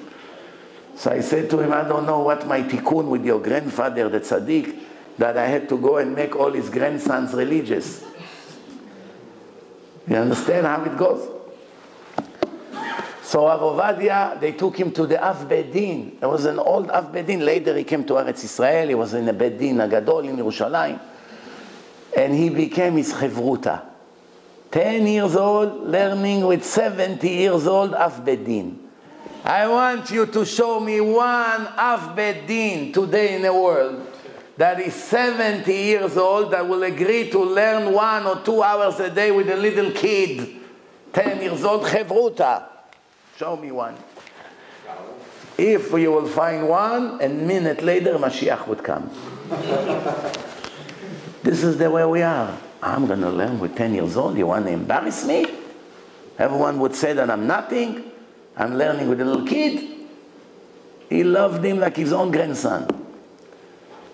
This is it. 10 years old. I was able to teach already.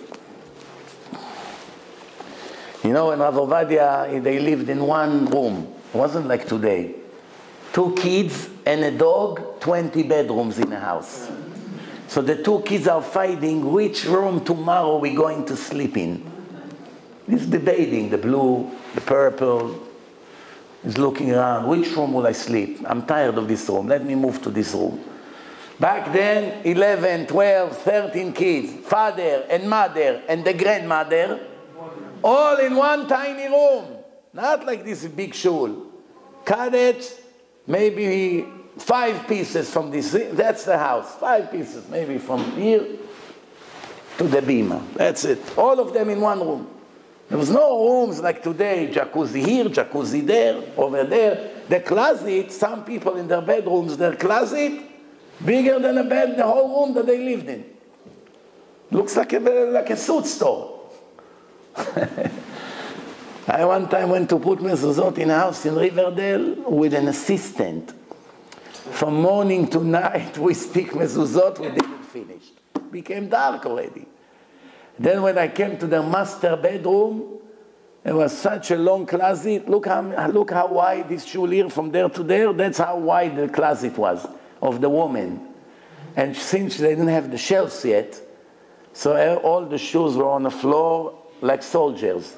Red, green, yellow, white, black, brown. All, mamash like a shoe store. 300 pairs of shoes. 1 per day for the whole year. Women has obsession to shoes. I don't know why. Maybe they know why. They love shoes. So when Rav Ovadia was learning, now they have to map the floor. How do you learn when you map the floor? He put a chair in the middle of the room. He stand on a chair and we're learning Gemara while they're mapping the floor because there's no other room to go to. Do you understand? When people, this is the life they had. Just before we finished,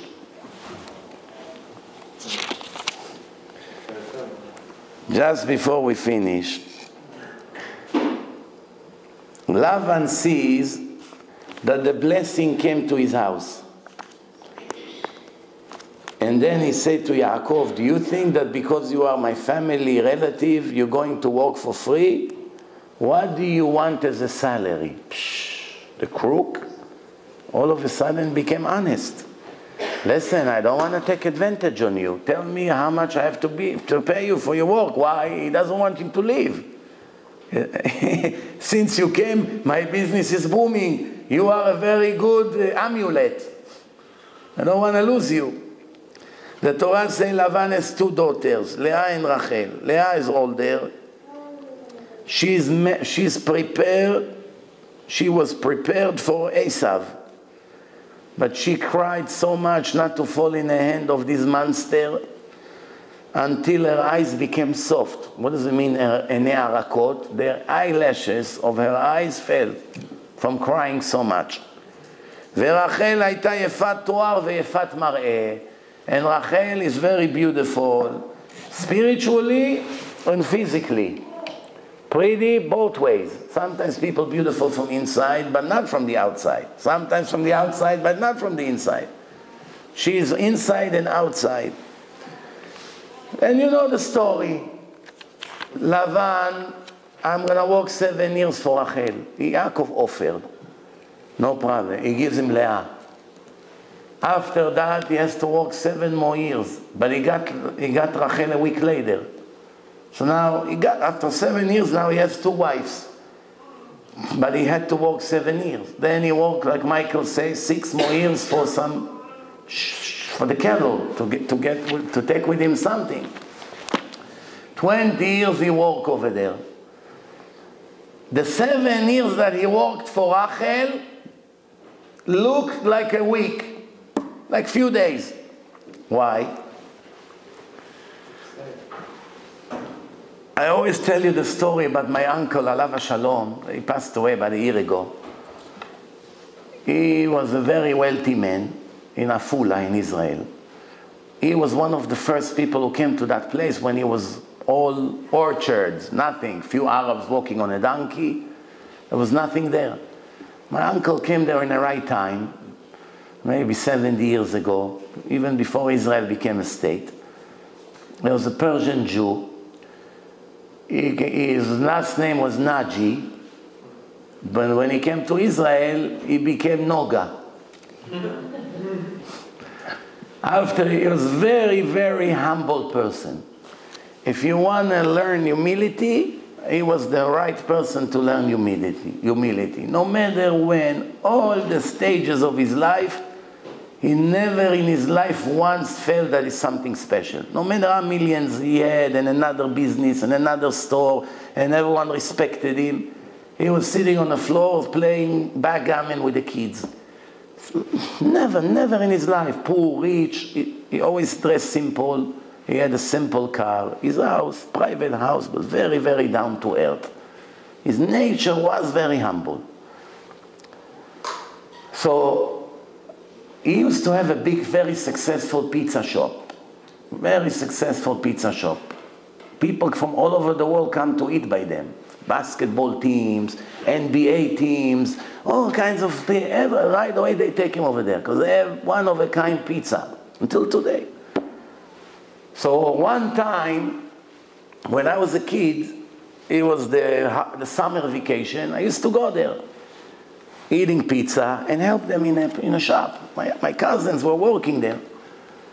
So then one time when my parents came, I asked my father, why Uncle Avram worked with the Arabs and clean the trays.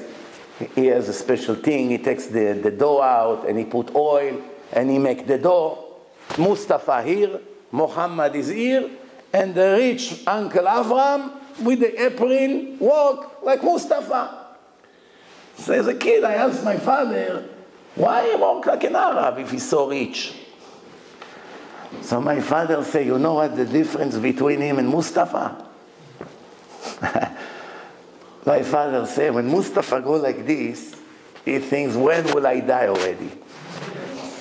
When Uncle Avram go like this, he's thinking 100, 200, 300, 400, 1 million, 2 million.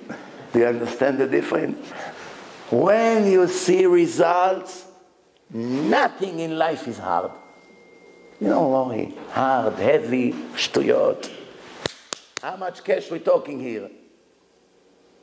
When I moved 13 years ago to my house, from an apartment to a house, so there's a Jewish guy, he has a moving company, but all the workers are Spanish goyim.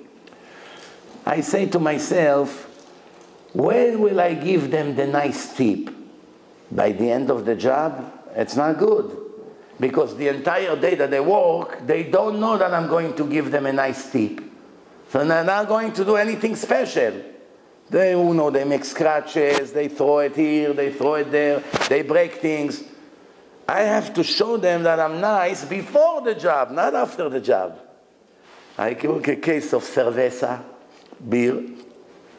I say, amigos, muchachos, cerveza. Muy bien. Then I took each one of them, say 50, 50, 50, 50. It was a very big tip for them. All day they work, they make $100, 14 hours. I said, everyone, please do a good job. You had to see how they work. You had to see demons. Ta, ta, ta, ta, ta. Senor, senora, take. He takes the thing on his back, go up to the second floor. My wife walks in. No, it's not there. It's supposed to be in this room. No problema, senora. Ta, ta, ta.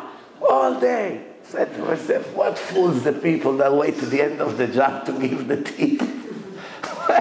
By then the job was done already. You gotta make sure to make the move. Why they move so nice? This guy paid us good. They have motivation. You understand? Same thing over here. Yaakov comes to work for the woman he's in love with. He cared now 7 years, 70 years. Give me the work, I'll work 500 years. When a person feels that he gets something in return, he doesn't care about the job. That's what religion is all about. You have two kinds of Jews. You have the Jews that everything they do, that's how they pray. Finished. 18. 2 seconds, they sit down. And then you have the ones, like me, crying, connected to Hashem. All day, tefillin, another tefillin, stay extra half an hour after everyone left. What's the difference between him and him? This is a dead person and this is so alive. One does it because I have to do it. I'm not interested to do it, but what am I going to do? I'm not going to keep the law. So I suffer and do it. And the other one enjoy to do it because he understands every minute I earn eternity. You have to just get your mind to understand that what you do is not for free. You're not doing anyone a favor. How many times the Torah repeat, whatever you do for yourself. There's nothing over here you do for me. I'm perfect with or without your prayers. I'm perfect even when you thief, and I'm perfect when you don't steal. I'm perfect when you keep Shabbat, I'm perfect when you don't keep Shabbat. Nothing you can do in the world that can change my perfectness. Don't think you're doing for me. Yov, in the book of Yov, it's written, there's a pasuk. If you do something good, what did you help Hashem? If you did a sin, what did you do to Hashem? No matter what you do, you don't change him. It's the same perfect Hashem all the time. So everything you do for your own bank account in the next world. So what are you complaining? When you go to work and you make money, you complain? No. You only complain when you don't make money or when you don't believe you're going to get paid. When you get paid, nobody complains. That's what emunah is all about. I am the faithful God that pay reward to my lovers that keep my mitzvot for 1,000 generations. It's a pasuk, Parashat Vayetze. I'm not a member in a Knesset or in a Congress who make promises and a minute after the election doesn't remember what we talked about. When Hashem writes in the Torah, whatever you do, you're going to get paid, you doubting it? Well, do you think you're not going to get paid? No, but I want to get paid now. In America, they have a good sentence for it. What do you call people that want to get paid now? Penny wise, dollar foolish. They're willing to give up the dollar because they want the penny now. You understand? So mamash before we finish, Lavan was tricking him non-stop. Tricking him one-stop. Replace between Rachel and Leah. Rachel cooperated with her sister that she won't be embarrassed. She gave her the signs. There's no electric like today. You turn the light to see who is this, Rachel or Leah. Darkness. People were very modest. She gave her the signs, the password. Who are you? I'm Rachel. What's the password? Rachel 777. Oh yeah? No problem. Tomorrow morning, it's Leah. What happened? She gave up. She gave up her life for her sister. That the sister won't be embarrassed. Later, the Torah said that Yaakov loved Rachel more than he loved Leah. Not that he hated Leah. He loved her also. She was a tzaddiket. She's one of the mothers. But he loved Rachel more. It's perfectly natural. V'adar Hashem kisnua Leah. Hashem saw that Leah is compared to Rachel. She's hated. Not that chas v'shalom he hated her. It was a tzaddik. How can he hate her? But compared to how much he loved Rachel, she's neglected. It's natural. Because Hashem saw that she's not as loved as Rachel, vayiftach et rachma. What made her give kids? Half of the tribes came from her. Why?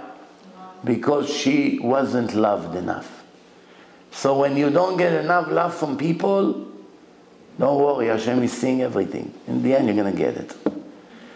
When people love you and give you attention and gifts, it comes from what Hashem was supposed to give you. Who do you prefer to get, from people or from Hashem? How many orphans that grew up horribly until a certain age, all of a sudden things turned in their life, became successful, billionaires, big empires. Hashem took care of them. We see it all the time.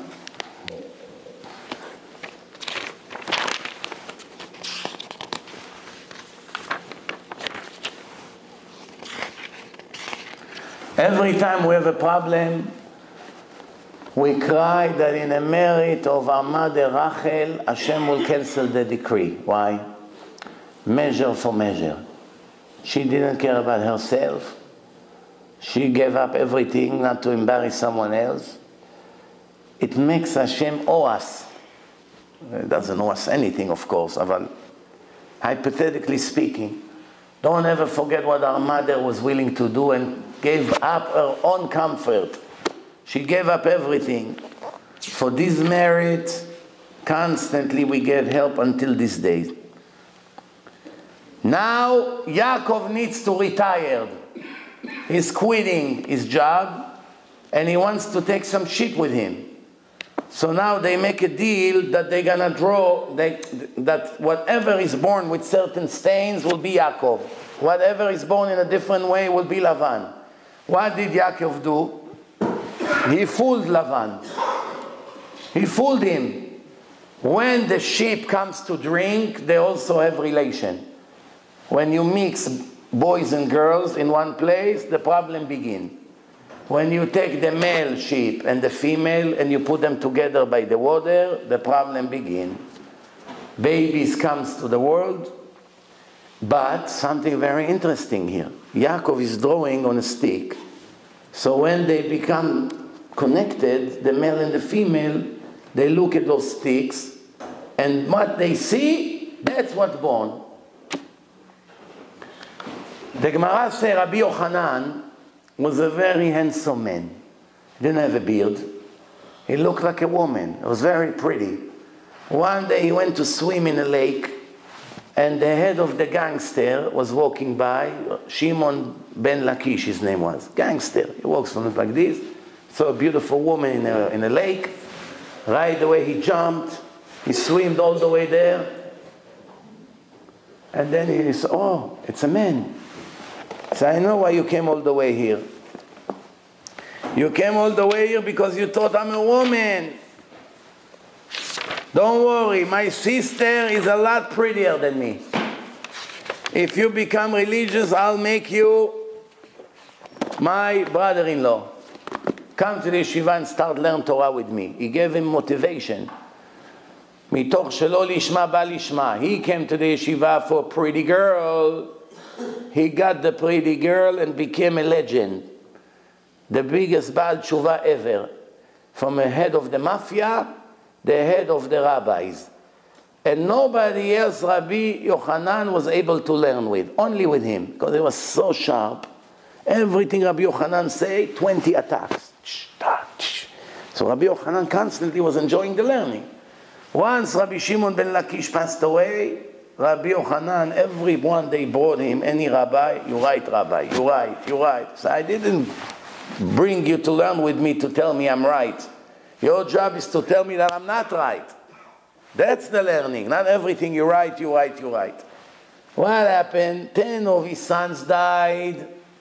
He stayed perfectly normal. When his chevruta died, he became ill mentally. Couldn't learn, he couldn't live. That's it. So, what happened? All the rabbis gathered together and they read Tehillim all day and night for him to die. Begging Hashem, please take him from this world because he's suffering. He doesn't have chevruta. Or chevruta or mituta. That's where it comes from. Either I have chevruta to learn with or I get death. There's no in between. So why do I tell you this story? Rabbi Yochanan, Rish Lakish, was the head of the gangster. A person that is was the head of the gangsters, learning with Rabbi Yochanan, even though they started with such a gap between them. Rabbi Yochanan was so handsome that he was sitting by the gate of the mikveh. When the women come in the night of their mikveh, so when they come out of the water, it wasn't like today, $5 million mikveh here. You know, it was a hole in the ground with some snakes and sand and a little bit, a lamp like this and a blanket that you come like this. No, what can you do? So when the women come out of the mikveh, they didn't go into their Lexus. They went into the donkey. You know, on a donkey, she has to go home with a blanket like this to find a way in a forest with the coyotes out there. Think how life was. The women today, chandelier, Italian marble, warm towels, perfumes and creams everywhere. Hello, senora. Hello, madame. Mikveh, rabbi, primitive. The Hilton Hotel, the swimming pool. All the things that the children live over there, inside the water. All the oil that all the guidos put on their muscles before they go into the water. It become a chicken soup. All the sweat of the people, not to talk about other things over there. Rachel is swimming. Not disgusting. Mikveh, 100% clean. Nobody leaves anything over there. 100% clean. Plus they have fluorides in case there's some germs. It's primitive. Look how the Satan works. In the Hilton Hotel, take the water and go check it in a lab, see what's inside. You will never go to a pool once in your life after that. Once in your life. Check the water of the mikveh. If it didn't have chloride, you can drink it. That's how clean it is. But the Satan already does his job. So they ask Rabbi Yochanan, why are you sitting by the mikveh? Sitting and learning Torah by the mikveh. Well, you're sitting here to watch the women come to the mikveh? He said, no. When the women come out of the mikveh, it's very important what image they will see first. If they see somebody ugly, they will have ugly kids. If they'll see somebody pretty handsome, that's going to make their kids look better. Since I'm so handsome, I'm sitting by the mikveh. As soon as the woman comes, good evening, Rabbi. They see my beauty. They go home to their husband. They have pretty... So they told him, you're not afraid of Ain Hara? Everyone looks at your beauty here all day, hundreds of women all week. What a handsome man, Ain Hara, Ain Hara. Eventually Ain Hara kills. He said, no, I'm from the children of Yosef. The tribe of Yosef, Ain Hara doesn't touch him. He got a special blessing from Yaakov. That's the story.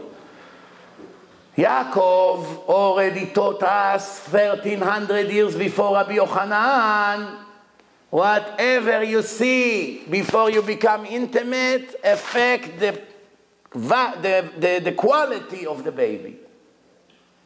They even say there was a case of white couples, husband and wife, both are white, gave birth to a black baby. What does the husband supposed to think when he has a black baby? Comes to visit his wife, blonde, blue eyes. O.J. Simpson is waiting in a crate.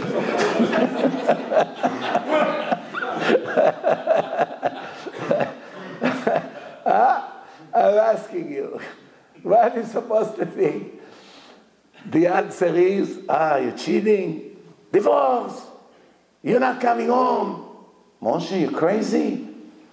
I'm from Beth Yaakov. First DNA. They did DNA, and the baby was belonged to them. It's a very rare case. How can it be our baby? We both white. We don't have black DNA. Imagine two black people, they have a blonde baby. Unheard of. Or the other way around. Two Chinese have a Scandinavian baby. Right? Two blondes Germans, Chinese Bruce Lee, their son. This doesn't make sense. But when you do DNA, DNA does not lie. Apparently, guess what? In the bedroom, there was a picture of a black baseball or football player that all day and every night, whenever she was looking at the wall, she saw his face. That's affecting the image of the baby. And this is, we learned from this parasha. What do you think the Torah is telling you this story? How many laws you learn from here? One, watch your eyes, what you see. Second, spiritual thing overcome physical laws.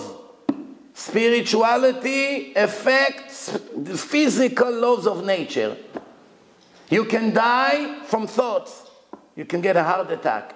It makes the heart stop to work. How? You didn't press the heart. You didn't stick a knife in the heart. You didn't choke the person. How the heart stop? How he get a panic attack? How he begins to vibrate? How he has all these things? It's all in the mind.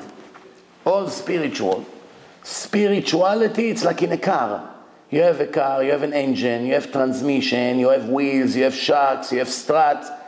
All these physical things are all working or not working based on how the computer functions. The computer mess up in a car, it's a small computer. You restart the computer, they do a special reset, the transmission begins to work. The computer doesn't work, the transmission gets stuck, makes noises. You think the transmission broke. It's nothing to do with the transmission, it's brand new. Something in the programming of the computer affects the entire car. Computer. The mind of a person is a computer. The soul is in a mind, in a brain. The soul is healthy, the body is healthy. The soul is sick, the body is sick. So the Torah teaches us, watch what you're looking at. The second thing the Torah is teaching us, that if your boss is a crook, and he takes advantage on you, not when you're imagining, when you really know, he agreed to pay you, I don't know, $20 an hour, and then he cheats you, he pays you only 15, he steals from here, steals from the commission, and you know that in the last month he stole from you $1,000. if $1,000 from him came to your hand, you're allowed to keep it. You don't need to sue him. You can take it. You can do judgment to yourself. If you know for sure, not when you're hallucinating. If you know for sure it's stole from your paycheck, you're allowed to take it. It's not stealing. Yaakov has to trick Lavan to get what he deserves. Why? Im naval titnaval. Ata naval ramai, mitzvah to cheat you. The same way you cheat us, we will cheat you to get what we deserve. Are we allowed to lie to someone to get what we deserve? What's mine? For instance, you have something that belongs to you, a book, in his shelf, and he denies it. You know he took it from your house, but he denies it. So you come to his wife, and you say to his wife, okay, I'm sorry, I was nearby, I'm stuck, I need a bathroom. Can I use the bathroom? She says, of course, Gershon, use the bathroom, be my guest. He comes to the bathroom, he makes a right, he takes the book, put it under here, and goes. Is this a thief? No, it's his book. What did he take? I took what's mine. I cannot take what's mine from the hand of the thief? Well, what happens if she doesn't let him in? Is he allowed to push her by force and go in and take it? That's already an argument. Even there is an opinion that even that is allowed. But that's not the halacha. The halacha is you don't break their teeth literally, like the Gemara said. It's you can trick them to get what's yours. The problem today that people will take what's more than what they deserve. Then you become a thief yourself. Do you understand what the problem is? If he owe you $500 and an envelope with $1,000 that was left for him in your mailbox by mistake, and you took it, now you became a thief because he owe you $500, but you just took $1,000. You're not allowed to take interest, penalty, compensation, sorrow. You have to take what's yours and return the difference. And that's when the people make mistakes. Since they're so angry about the thief, now they take more than they should. That's why you need Bet Din, Habibi. Bet Din, they know exactly. They tell you, no, this is what he has to pay, you finished. But this is it. Any question before we finish? Question, yes. On this, for example, let's say you catch it out there, so he has to pay double. We don't have doubles today. Doubles is only when they have Bet HaMikdash. Now there's no penalty. And knasot yoter. Penalty. Double, it's penalty. Not that he really has to give double. He had to return what he stole. But the Torah gave him a penalty. After Bet HaMikdash is destroyed, there's no more penalties. So today, even if you catch a thief, all he has to do is to give what he stole. There's no more doubles today. But when a person dies, Hashem may make him pay double from what he stole. That's yes. But in Bet Din, you cannot get double from a person in this generation. Yes? Is there also a spiritual aspect to when a woman leaves the mikveh, what she sees, aside from the physical? Yeah, the Gemara say, you're not allowed to look at the face of a wicked person because it's affecting your soul negatively. But it's mitzvah to look at the face of a righteous person. Mitzvah to look at his face. Why? You create a spiritual pipe that goes from him into you. However, the question is, if you look at the picture of a tzaddik, does it help just like when you look at his real face? Or only when you actually look at his face? That's a good question. If you look at a picture of a big tzaddik, you look at him, does it affect your soul? The answer is no. Only when you actually look at the real face. The real face. One, there's direct connection. Do you know that the eyes, it's two-way streets? The eyes. The ear is one-way street. Only things goes in. The ear doesn't send anything out. The mouth is a two-way street. Goes in and goes out. The nose goes in, goes out. The eyes technically only goes in. Whatever you see goes in the brain. What goes out? Evil eye. Spiritual signal. People die from ayin hara. Person look at something with his narrow, jealous eye, it can affect it. The Gemara says 99% of the people die from Ayin Hara. Eventually the Ayin Hara is the verdict to finalize what they really deserve to get. You see, the eye, Bilam wanted to curse the nation of Israel. Hashem put a cloud to cover them. Why? Because the eye of Bilam can make damage. So you see that by looking at something, it can actually make damage. And sometimes a person can make damage to himself also. How lucky I got. Wow, what did I do to deserve it? Right? The way the Satan says, see Hashem? Even he admits he doesn't deserve it. The next day you lose it. You understand? It happens a lot. Picture is not effect. No. A friend, you see a picture of some tzaddik, you say, okay, I'm not going to do this here. So it's effective. By belief. Some people say we're not allowed to hang pictures of tzaddikim in our house. There's an opinion like this. Why? Because the Torah says do not make pictures. However, when the Torah spoke about picture, it didn't talk about picture from a camera. It talked about the real manual things that people, it used to be half a statue, like 3D. You know those Jerusalem 3D that they have all these things? So they used to build all kinds of idol worshipping images.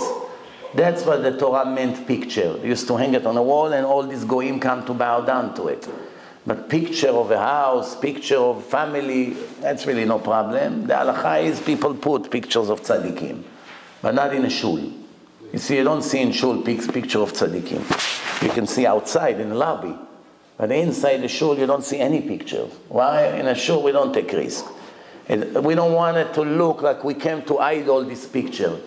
Like the goyim, they put pictures of their gods, all kinds of things like this. Any more questions?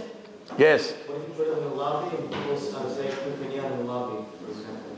It's no problem. If it's random, it's fine. If it becomes steady, it's a problem. If it's once in a while, they pray there, it's no problem. Yes? I wanted to clarify you said that when you look at a picture, it doesn't have an effect on your soul.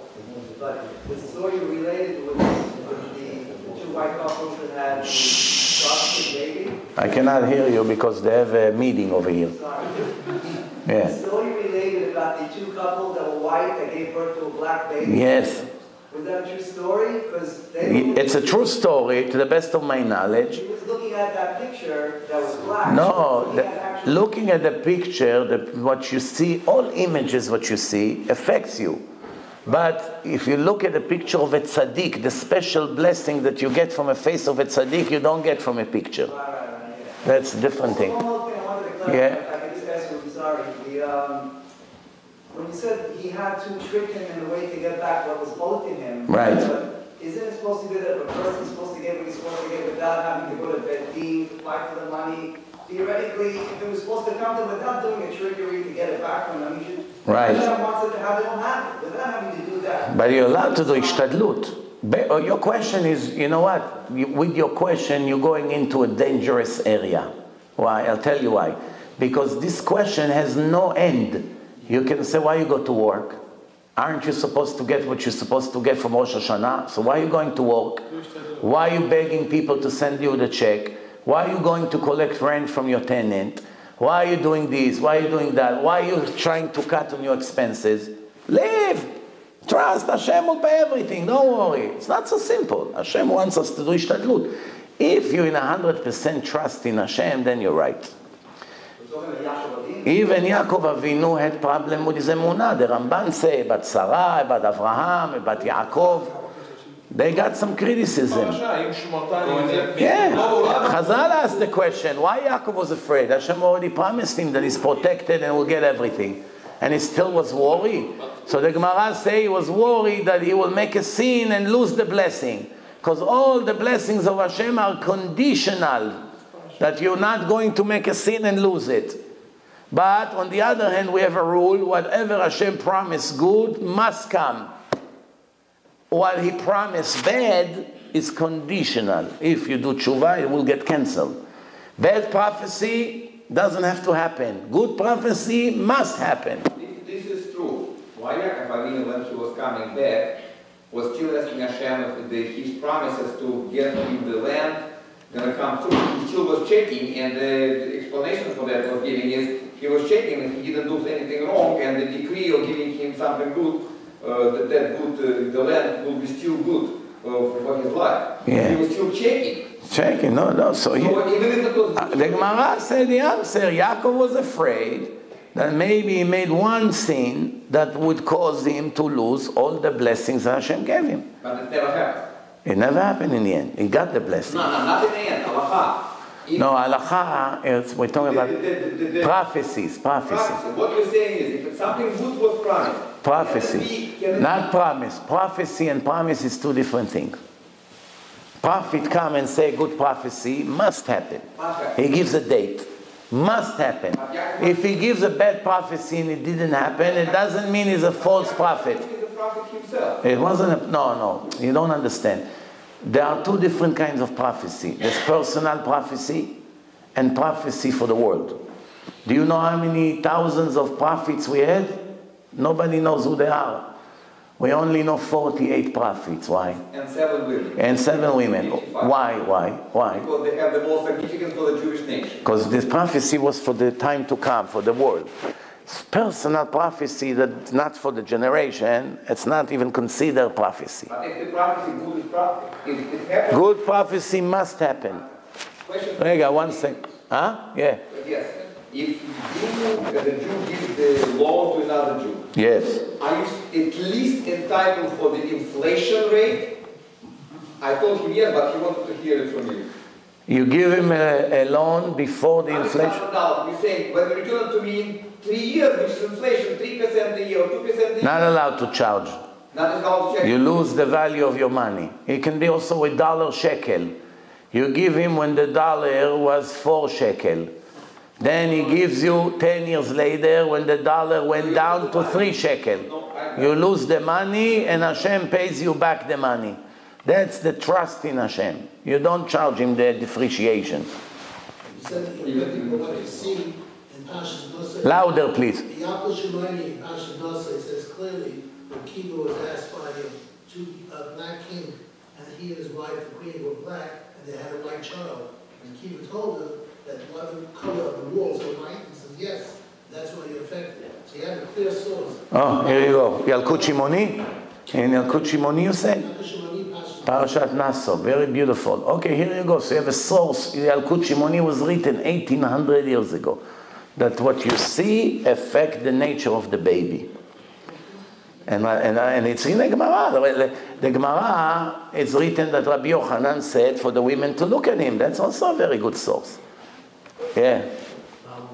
You said in the beginning of the speech that about you don't bring a dead body into Israel. According to the Kabbalah, to the Zohar, you don't bring dead bodies into Israel. So I want to specify, when Yaakov passed away and they brought his dead body into Israel. Halacha, it's allowed. Halacha, it's allowed. Plus Yaakov is before Matan Torah, it's a different story. Plus, the body of the tzaddikim doesn't have impurity like the body of ordinary people. Yes. Somebody else wanted to ask? Anyone? We'll see you next Tuesday. Be'ezrat Hashem. Baruch Adonai le'olam. Amen ve'amen.